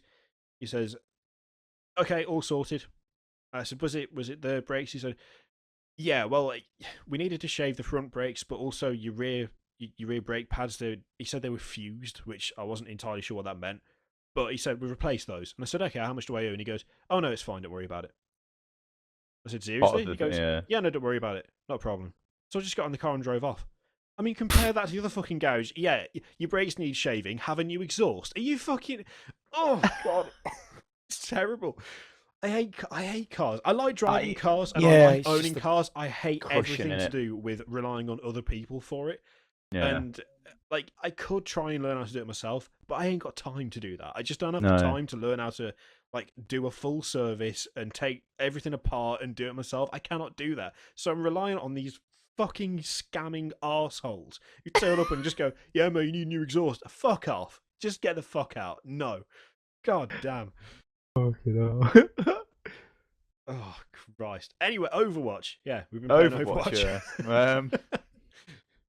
I don't know. I don't even know what to say about Overwatch because I've said so much about it, and I just feel like I'm repeating myself. But I don't know. All right, Mr. Kirioth, Overwatch. Yeah. I think we're at a point. Well, I think we're at a point now where we've played it for quite a bit. Yes, so we're starting to see trends which are happening in the game. We're starting to see different ways characters can be played, different synergies between the way characters synergize with each other. Zarya different ways the maps can be played, God tier which you would never think that would be any good, but that is just so where that works is right. Soldier 76, his E is an AoE heal he puts down on the floor. It's actually a pretty good fucking heal, right? Yeah. But he can only do it every now and again. He's got pretty good damage. Soldier 76 has. Zarya never dies, and she can give him a shield, and she can shield herself. And so if anyone gets close to Soldier 76, she just gives them the old graviton beam, whatever she fires, which fucking messes them up anyway. Yeah. And blasts them while shielding Soldier 76, who shoots them, who then heals her if she needs healing. Yeah. It's crazy. Also, Zarya does... I worked out... I got it. I got Zarya wrong, I found out. I just got myself confused. The Zarya also does more damage the more damage she is blocking. So the more damage her shields more she take, absorbs. the Yeah. more damage she does. So if you've put a shield on yourself, you put a shield on soldier, then they're not taking Yeah. any damage, and Zarya starts to really wreck people, like Yeah. really wreck them, especially using the gun as the grenade launcher, the right click. Instead of firing a beam, usually the gun fires a beam with the left click. It's like a short range, very precise beam. It's So like some it's kinda- particle cannon thing she's Yeah, got, it's and a she fires particle like a cannon. fusion bomb out of it or something yeah, ridiculous. and the other one is like a grenade, and it's got like a small area of effect, but it knocks people about. Like it knocks them back or forward or to the side, depending on where it's hit them. And she doesn't have regenerating health, but half of her health is shield. So she's got like 200 health, 200 shield. So when the shield goes down, that regenerates after a short time. But of course, if you've got Soldier with you, Soldier is fairly durable anyway, not just because of his heal, but he can put The down Soldier a lot, is quite durable. he can put down a lot of Soldier fire as well. is Soldier's like sustained damage. Like Soldier is at first, when I first started playing him, I thought he was pretty boring because all his moveset is he's got an assault rifle which fires 25 shots. He's got a rockets he can fire out. They're called the Helix rockets because they fire in like Helix DNA strands. 3 missiles that fire out. They're really hard to hit with because they've obviously got a travel time. But they generally kill most light classes with one hit if you manage to get them with it. But it's like luck really if you do get them. And he can heal himself, and he can sprint constantly, like with left shift. He's basically got the standard shift sprint that, because he's like a piss take. He's Soldier 76. Bloody, there's so many soldiers, whatever. Generic, the parody of the generic soldier, generic shooter guy, yeah. But the way he's really powerful if you use him to flank, because he's self-sustaining. Like, he doesn't have to be on the front line. In fact, you don't want him on the front line because he can get killed by snipers and whatever. They pop him in the head. You want him round the side, plowing fire into them constantly, and then when they get attention, you just fuck off and heal. Then you come back and keep going again. Pain in the arse, because they'll appear to the side of the team and they will just start wrecking you, and it's like you fire back, but they disappear around the corner. They come back like a couple of seconds later, they're at full health again, and you can't. The only way to deal with him is to either everyone turn around and go after him, which is what he wants. Things like the point undefended, so everyone else can sweep in and kill the rest of the team, or you just have to deal with him, or you just have to like deal with the fact that he's there and try and ignore him. But he does enough damage that you can't really ignore him for too long. You know what's the problem with him? So it's like he doesn't really have like a direct counter. That's the thing with him. Like, okay, Reaper will kill him in close combat, but it's not like instant, oh, he's dead straight away. It's like he can take the hits and he's healing and he's putting the damage out. He's got a chance of killing them. I mean, the only thing I think which is an absolute counter to him is if he does get sniped from miles away and dies. But again, that's going to be really hard to pull off. And you can say that about most people anyway. Like the snipers, Hanzo or Widowmaker do counter them to a point if they get you from range. But obviously tank classes, they kind of counter the snipers, I guess. I don't know. Or counter them in the way they don't instantly die. Obviously, people like Tracer heavily counter snipers because their movement's ridiculous. Tracer's another one. Like, a lot of people moan about Tracer, and I don't think they understand how Tracer works or what she's designed to do. And you see, I mean, hell, we were moaning about Reaper, weren't we? We were like, fuck Reaper, he's garbage. Well, we were getting angry because Reaper is sort of easy to play for somebody who don't know what they're doing. But Reaper is the counter to Reinhardt or any tank. And Kiri was playing the tanks and getting killed all the time by Reaper. And it's like, what the shit? I get killed by him because I'd be playing lightweight classes like Tracer. Tracer cannot fight Reaper because Reaper, if he gets you with his shotgun once, you're dead. So Tracer's not meant to kill him, but we didn't know at that point. So we're jumping around and getting killed by him and thinking, this guy's OP as shit. He's not really. You can easily deal with him if you're somebody who's designed to deal with him, which is how the game is. Like, it is. At first, I thought it was like not very rock paper shotgunny. Rock paper shotgun. That's a website. Rock paper scissors. Right. That's because I've got one of these articles open here for bloody Warcraft sub numbers. It was what classes counter each other. So I think you need to get into the mentality of, if I'm soldier, I need to be flanking, but I'm prioritizing their support, their DPS, and then their tanks. But if I'm Tracer, my prioritization has got to be much better. I need to get into their base and counter Bastion, Torbjorn, Widowmaker, Hanzo. That's what I'm deciding. Those are the targets. I do not want to try and fight Reaper because Reaper will kill me. Okay, I could be lucky and I could take him out. I definitely don't want to fight Soldier 76 because he will kill me, because she cannot do enough damage to out damage his heal unless she uses her ultimate bomb on him, and he can just fire indiscriminately all over the place and will probably kill her. So, like, you would not want that. It's the same with like the tanks are all different, aren't they? Like Reinhardt, he's good at pushing the cart because his shield can be active for a very long time. Yeah. Winston, he's a different kind of tank, but Winston's really good for running up and quickly dislodging like snipers or people who are entrenched or people with turrets because he can just jump straight on top of you, drop his dome, so it's just you versus him in close combat, which is what he wants, and then he kills you. But what does Winston not want to do? Well, he doesn't want to do that to Roadhog because Roadhog will fucking murder him. See, there's all this like you need to learn whatever class you're playing, whatever hero you've got. You need to know it is exactly like League of Legends, ain't it? It's like targeting or like Dota. Yeah. You have to know who to target. If you're the AD carry, you don't try and shoot their tank as he comes in, do you? You try and kill their AD carry and their support. You ignore the tank. It's one of the things I like about even just the tanks. It's like I was sitting there last night after we had played a bit, and I played Zarya a lot, and I'm really enjoying it. And it's kind of the fact that there are 4 different tanks, but they're also 4 completely different tanks. Like Winston is the disruptor. He jumps in and he's in the middle of the team. And it's like, oh shit, the monkey's here. Oh god. Winston's like the lone like soldier kind of tank. Like he can just go off on his own because he knows he can protect himself from ranged fire like completely. Whereas Reinhardt can't because he gets shot in the back and everything. It's like Winston is the disruptor. He's like the front line. He jumps in. He's in the middle of the team. He's just causing havoc. Reinhardt is like the escort.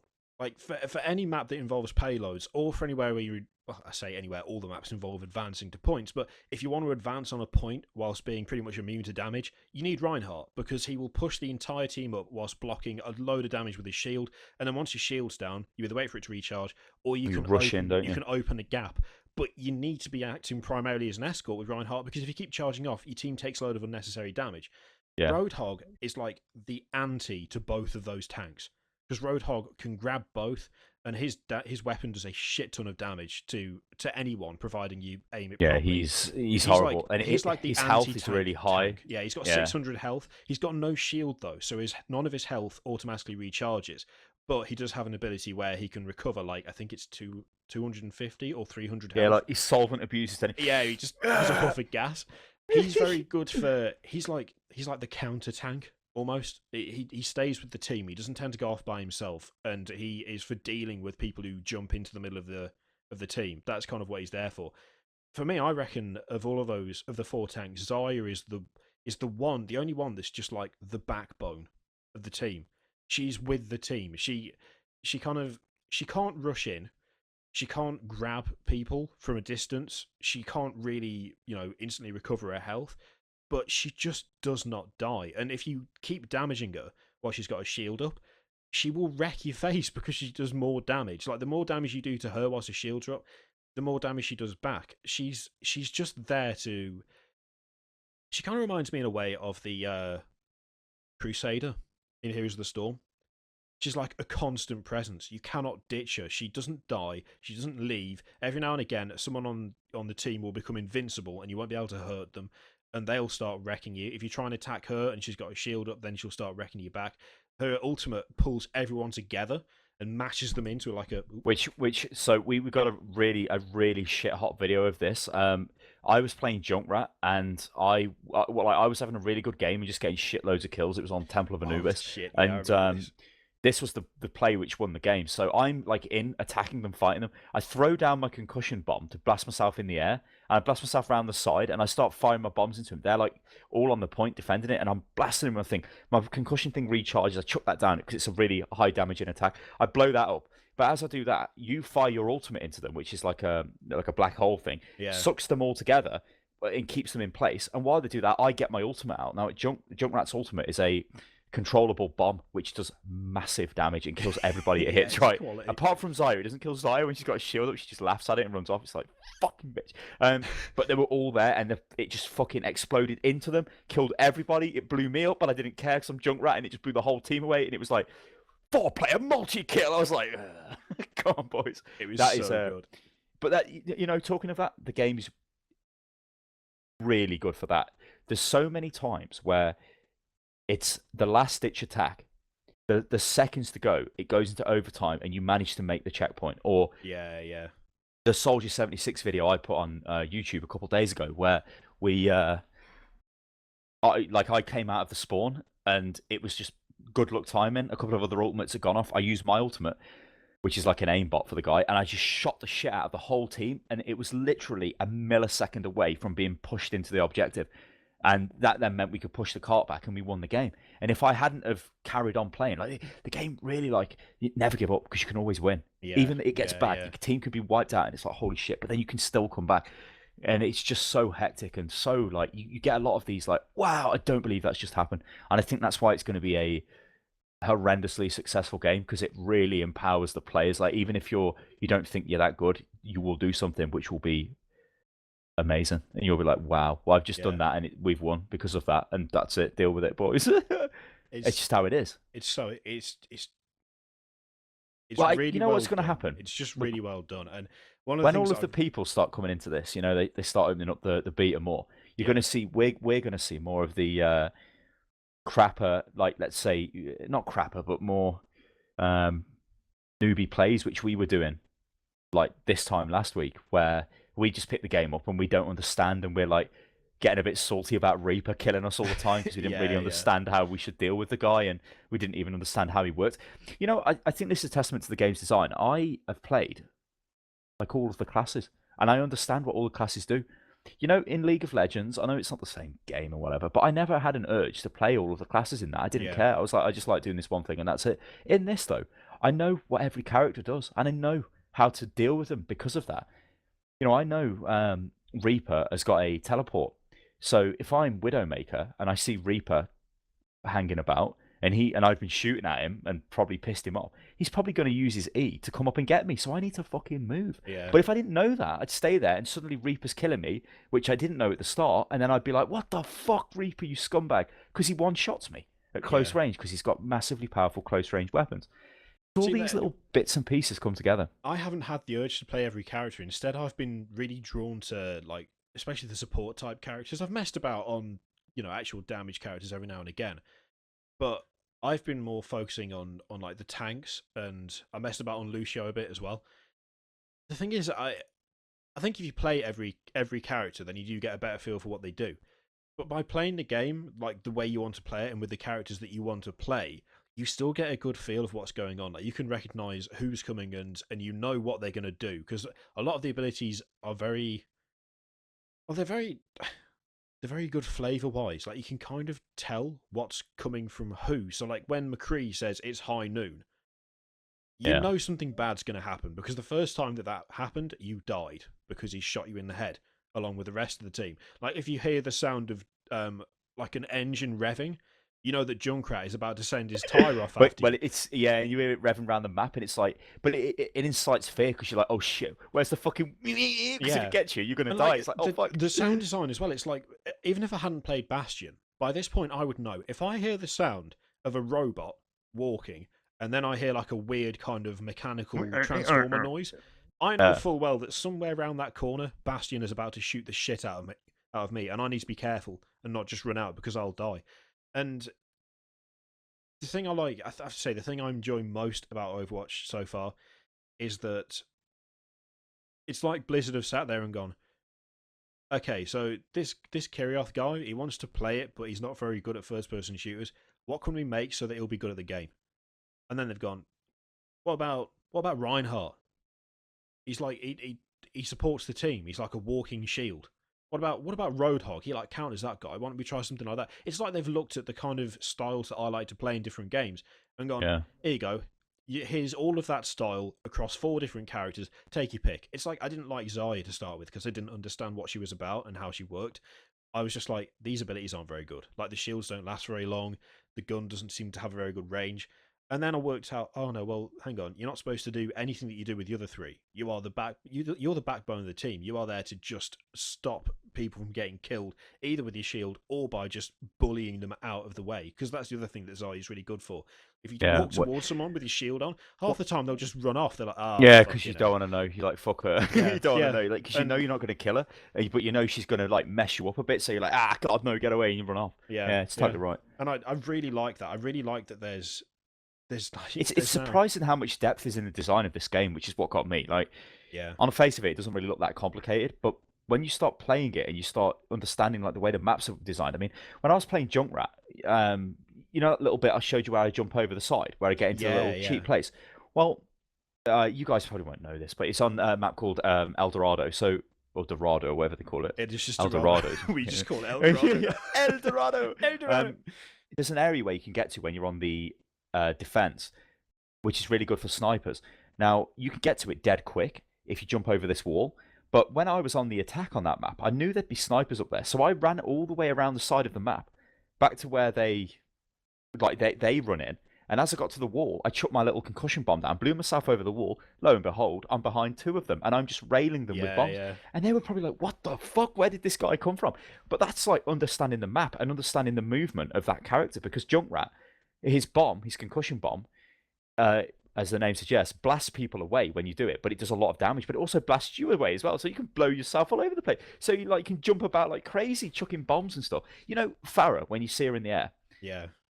Pharah is like probably a hard counter to Junkrat, because Junkrat can't fire out when she's in the air. But you know what Junkrat can do? Throw his concussion bomb in her face and blow it up when she's in the air. So you can jump up in the air, chuck your bomb, and right mouse button it, and it just fucking blows her away because it kills her with one hit. Yeah. And it's so funny to see. It's like That's something else. I didn't think that would be a thing, and also his trap as well. I also, you know, something else is like things like Roadhog. One of the things I really like about Roadhog, because none of the tanks are really that good against Pharah, to be honest. That like Reinhardt can fire one projectile per 7 seconds, which is obviously no good. Also, his shield's directional, so if she floats behind him, then he's fucked.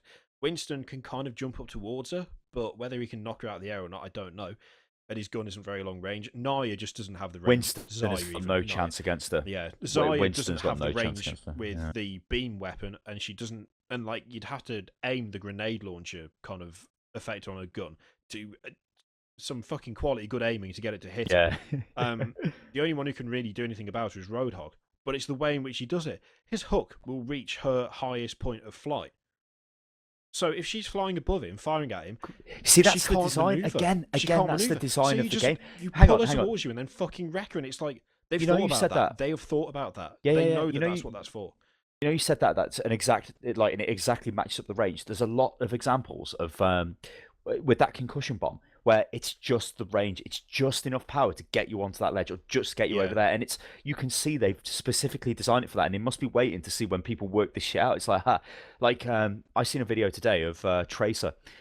She can get round the side on Numbami, which you wouldn't even think was possible, but it is exactly the distance of 3 Tracer jumps, and you land, so you can circumnavigate a bit of the map. And it's like, they've designed that. That has been designed for that, because it wouldn't be perfect. It's like on Vostria, or whatever it's called, Industries, where you've got, when you attack that, on the left-hand side, there is an outcropping, and you can only get to it with certain characters. Tracer can jump over there. Widowmaker can use a grappling hook to get across there. Reaper can teleport over there. Winston can probably jump over there as well. And from there, and Pharah could fly over there, you can then attack the side of the point, which is an unexpected attack on the side, instead of going through the choke point at the front. And they're simple things, but they're things that you only discover after playing the game for a while. And it's just like, you can see this game's been designed. Yeah. Like, there's been loads of effort put into the design of this. One of my favourite things I've done so far on there is it Volskaya or Volstrike? I can never remember. Volskaya. Now Volskaya entering Industries? Volskaya Industries. Yeah. That's how I remember it. Yeah. When you get to the last point for capture, where there's a choke point, there's that way you can jump around on the left, there's where you can go on the right as well. There's lifts that go up and down at the very front of the base, and Widowmaker likes to stand on the platform on the right hand side, because the lift goes onto a platform and she can jump up there from the other side. For some reason, people don't go up the lift. I've noticed this. Most people don't bother to go up there because, you know, it's quite open and they're open to get shot by turrets and stuff from the other side of the room. So Widowmaker always stands there. So when we were playing the other day, I saw Widowmaker jump up there, and I was like, oh no, I'm not having this. So I ran up to the lift because I'd got there just as she jumped up, so she didn't know I was there. So the lift come up, and I put my shield up, and I had Naya, and I got to the top, and I blasted her in the face with the grenade launcher, part of the weapon, the right click. Knocked her backwards, blasted her again. She had 1 bar of health, and she fucking ran. She got away, which was a bit gutting. But I was just like, even having played that character, like, all of that day for like 2.5 hours, just that one session alone was like 2.5 hours, and I'd played nothing but Zarya. And then having played that map over and over again, it was still one of those things where I just did something that I'd never done before on a map that I've played loads, on a character I'd played loads, and it was like, Yeah. I love the fact that I can still do that. It's still something like that was a moment that just made me laugh, because I was just like, hello bitch, and then started wrecking her, and she obviously wasn't expecting it to happen. Like, the person playing that Widowmaker, I'd imagine, has like pretty much every match where they're on Volskaya Industries goes to that point at that stage in the game, because she knows full well that going up the list Well, is kind of suicide. So then you're just like, okay, I know what the fucking game is here. So well, I do that with do it. I know they're doing that with Widowmaker, so I wait for them with Widowmaker on the defense, and I sit there with my scope, and there comes the head.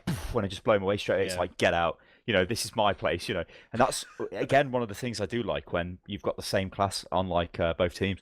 You end up in this like personal war where it's like Widowmaker. You're fighting like, the other one. Widowmaker, I suppose, is a bit of a unique example because Widowmaker is anti-Widowmaker. So it's like you've got to kill the Widowmaker, because if you fire, you'll see where the Widowmaker shot comes from, and then they'll zero in on you, and then you're going to get shot when you pop your head out. Or if they use their recon where they get the wall hack, they'll know where you are, because that's what you do. You prioritize the other Widowmaker. As soon as you pop it, you're like, where is she? There she is. And you try and track her and try and take her out, because she's going to kill you. And then you start working on the other team. But there's things like when you said you always go to the same point, players do.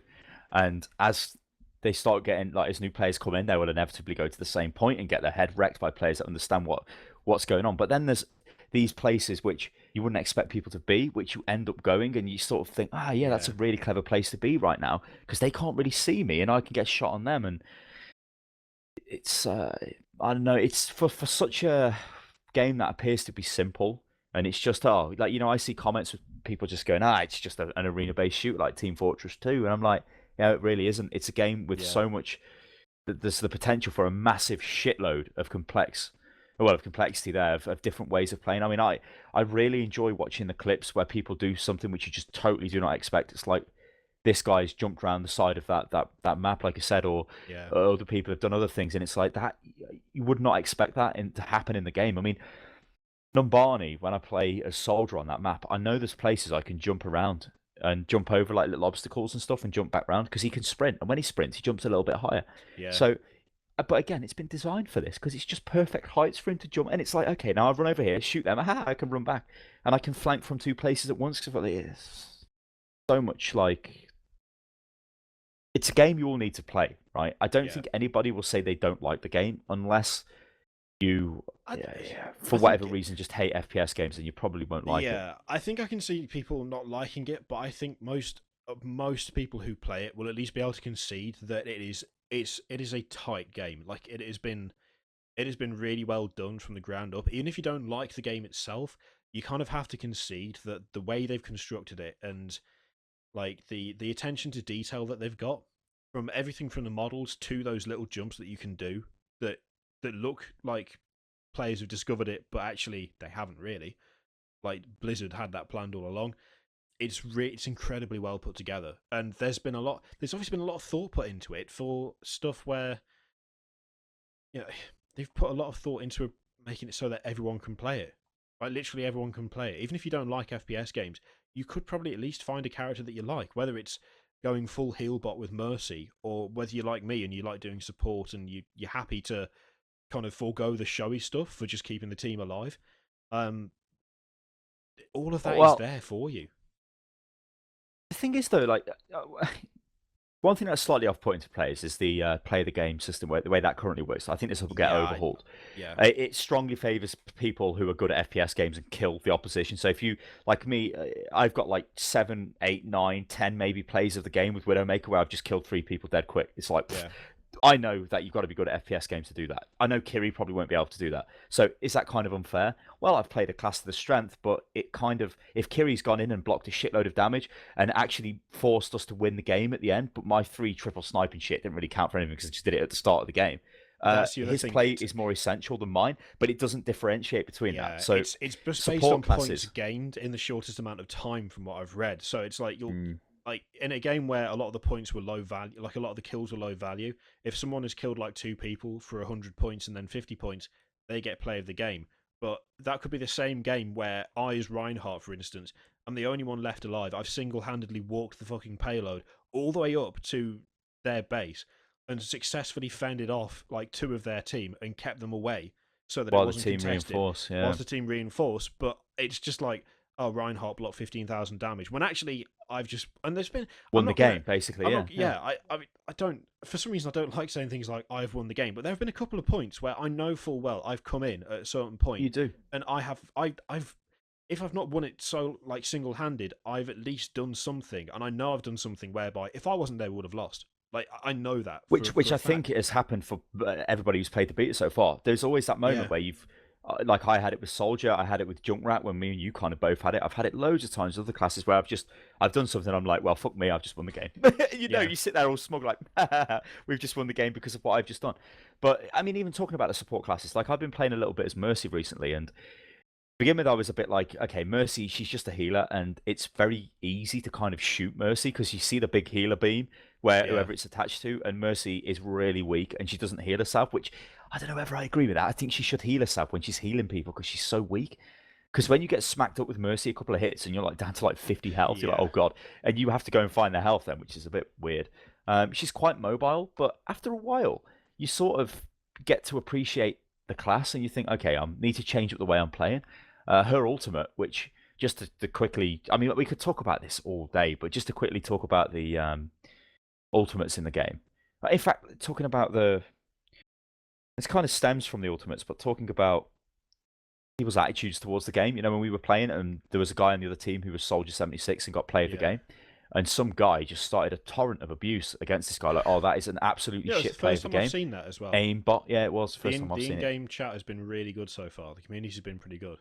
So Soldier 76's ultimate is it locks onto all targets in front of him on their head, and you just pull the trigger and it fires at them. Yeah, but you're still just firing your weapon, which doesn't do a lot of damage. Like you need to keep shooting people repeatedly to kill them.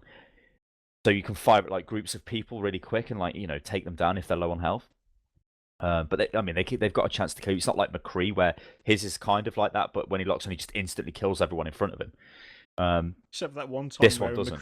McCree used his ultimate to shoot me in the back of the head as Reinhardt when I had my shield facing away from him, that was one of the funniest. Ultimate It was just hate like, crime. I heard him go, "It's Hanu," and I was thinking, "Oh shit, everyone's Hanu. dead." And then I realised, wait, I'm the only person here. And then he used it and shot me in the back of the head. But he was stood behind me, and I didn't know he was there, and I was facing the wrong way, and he could have just aimed. And Could have just shot you in the he back. could have just shot me in the back of the head and I would have died anyway. And I was like, wait, what? McCree's I funny don't when he's like, it's hand, when you shoot him in the head and he's dead. It's like, fuck off, McCree. Or you Raise hear your it hand and you're in near a doubt. corner, so you just like, And he goes, okay. "Ugh." And then you just move to the side. Or with Zaya, it's like, it's high noon. Okay, shield. Anyway, done what it. was I saying Carry about about this guy? So this guy's getting really like salty and abusive. Like, oh, that's a totally shit play of the game. You just used aimbot. That's crap. Blah blah blah. That is a mentality that doesn't work in this game because this game isn't Counter-Strike. This isn't a game where it's about killing the opposition because you can kill them all day and still lose the game. It's Yeah. about playing the objective and working as a team, as a unit. Now, Soldier 76 and McCree, who have both got aimbot ultimates, it's about timing of the ultimate. It's not about I've used it and I've killed you, haha. It's like I've used it at the right time. It's a waste of time to use the ultimate on one person most of the time. Sometimes it might not be. If you're in a life or death duel against the Tracer, right? Maybe you're really low and she's just come around the corner. You're like, oh fuck.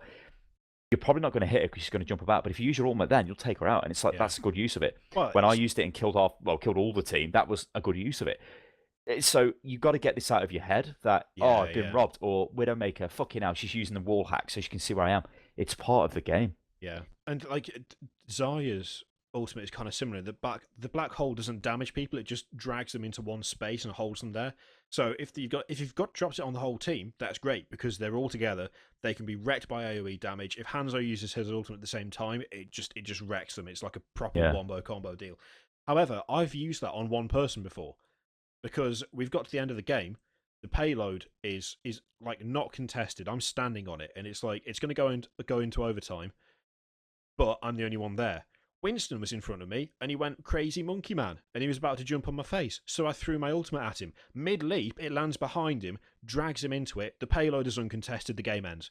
Now, if I hadn't have done that, then Winston would have landed on me, booted me off it. I would not have been able to shift him off it after that, and the rest of the team would have come up, killed me because they were closer than my team because we had a massive fight and everyone died, and they could have easily got it to the next checkpoint by that point.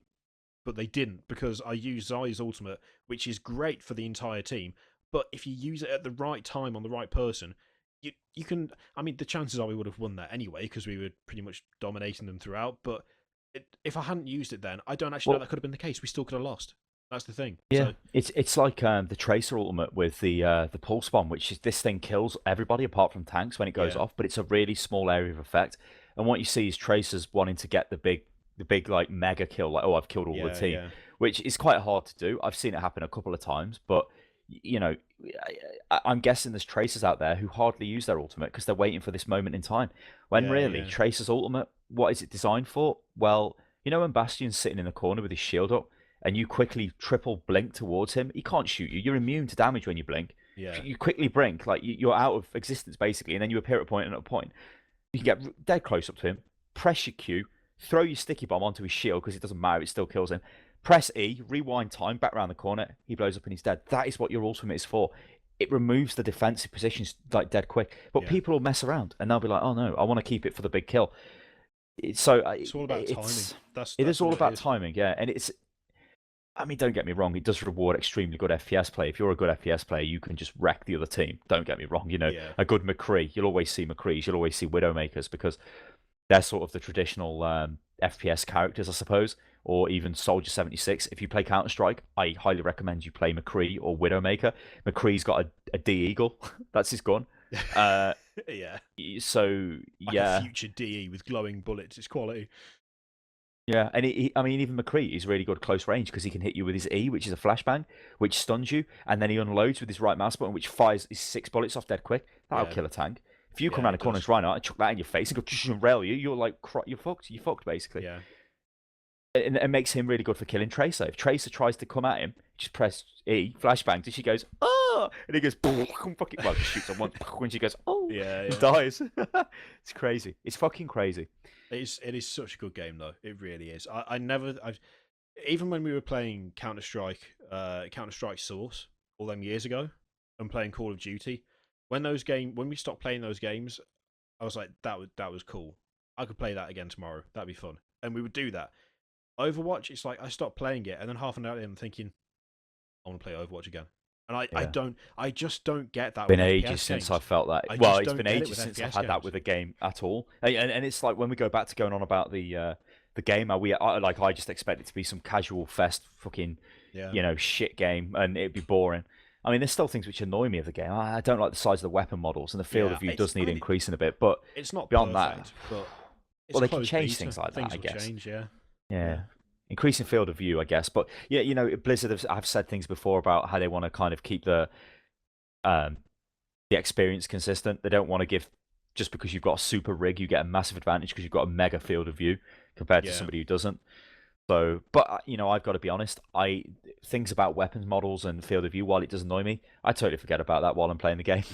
I totally forget about it, and I don't even. And I mean, the field of view for me, thanks, dog.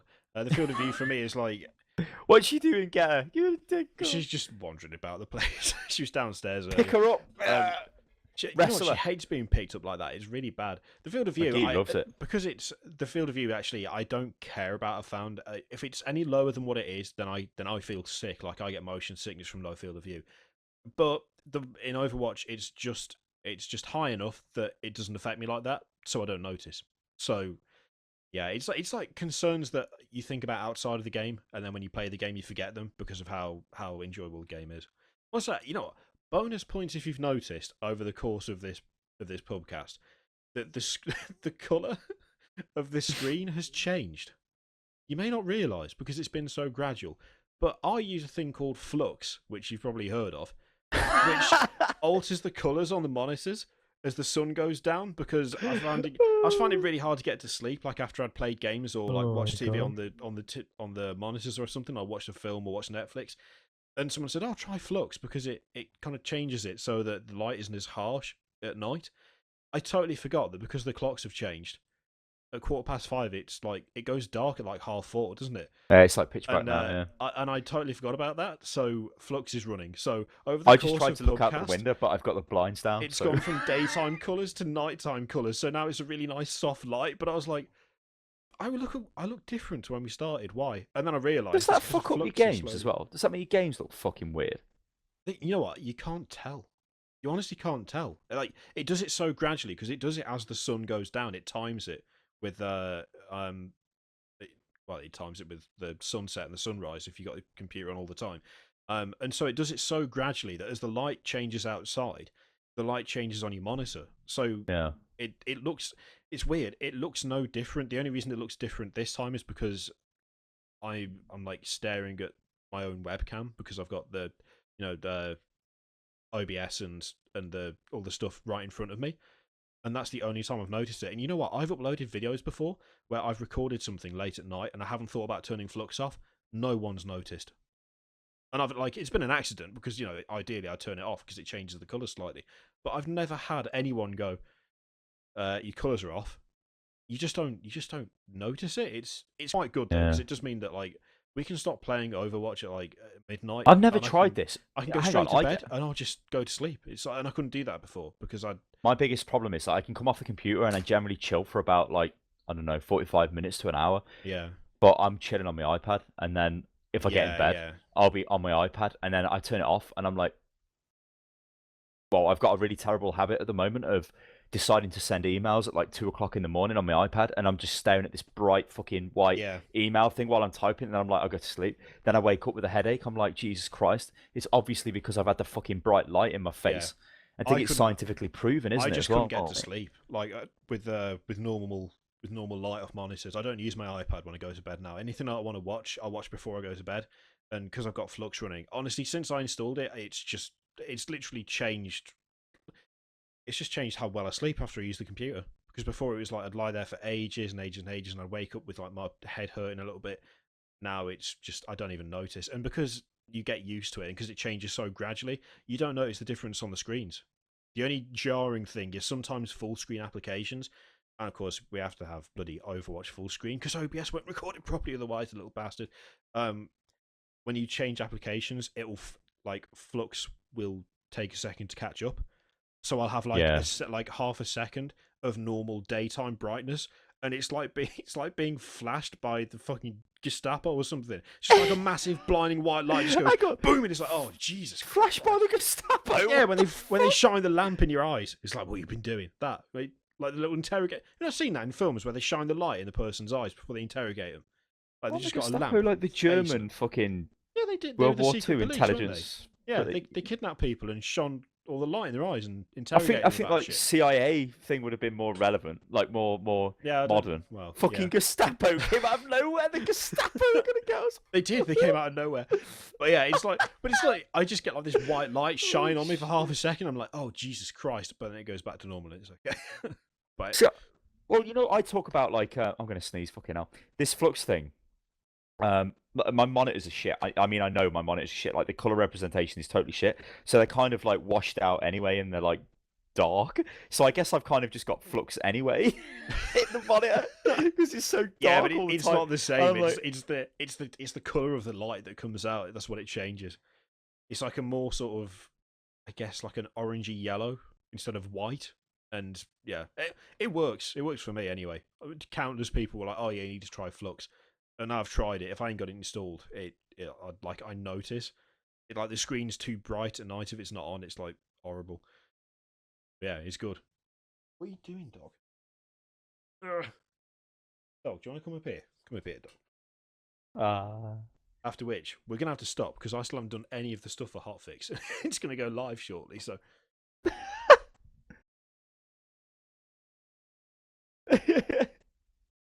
What are you doing? Hello. There we go. Bingo. There she is. Bingo. Hello. Bingo. Bingo. You want some spam? Bingo, you want some spam? Don't know what He looked at me. Bingo, you want to ring the bell? Ring the bell. Cool. Go. Bingo. Cheers, thank you. Oh. She's looking at you on the... Bingo. She's looking at you on the Bingo. Skype. Bingo. You don't like being up here, do you? You can't sit down properly. Never mind, she's a bit bigger than McGee. Oh no, there we go. She's now sat down, but she Oh, can't she's be lying seen. down. Yeah, she's lying down on me. Right, you got to say goodbye, Bingo. It's time to go. Bye, Bingo. Oh, come here. Wave Bye, goodbye to the Bingo. people. Bye-bye. Bye, Bingo. Stop. What are you Licking my its hand for? arm. Oh, you're right. Me. In fact, we'll finish like this because I'm going to have to stand up to put her down now because she's in a stupid position. She's got herself locked down. Thank you very much for watching Pubcast, ladies and gentlemen. If you want to support it via Patreon, thingy up there, thingy down there. You know the drill. And come back next Thursday for the next hotfix and next Saturday for the next Pubcast. Oh, baby. And we'll see you then. We will do. Toodaloo. Toodaloo.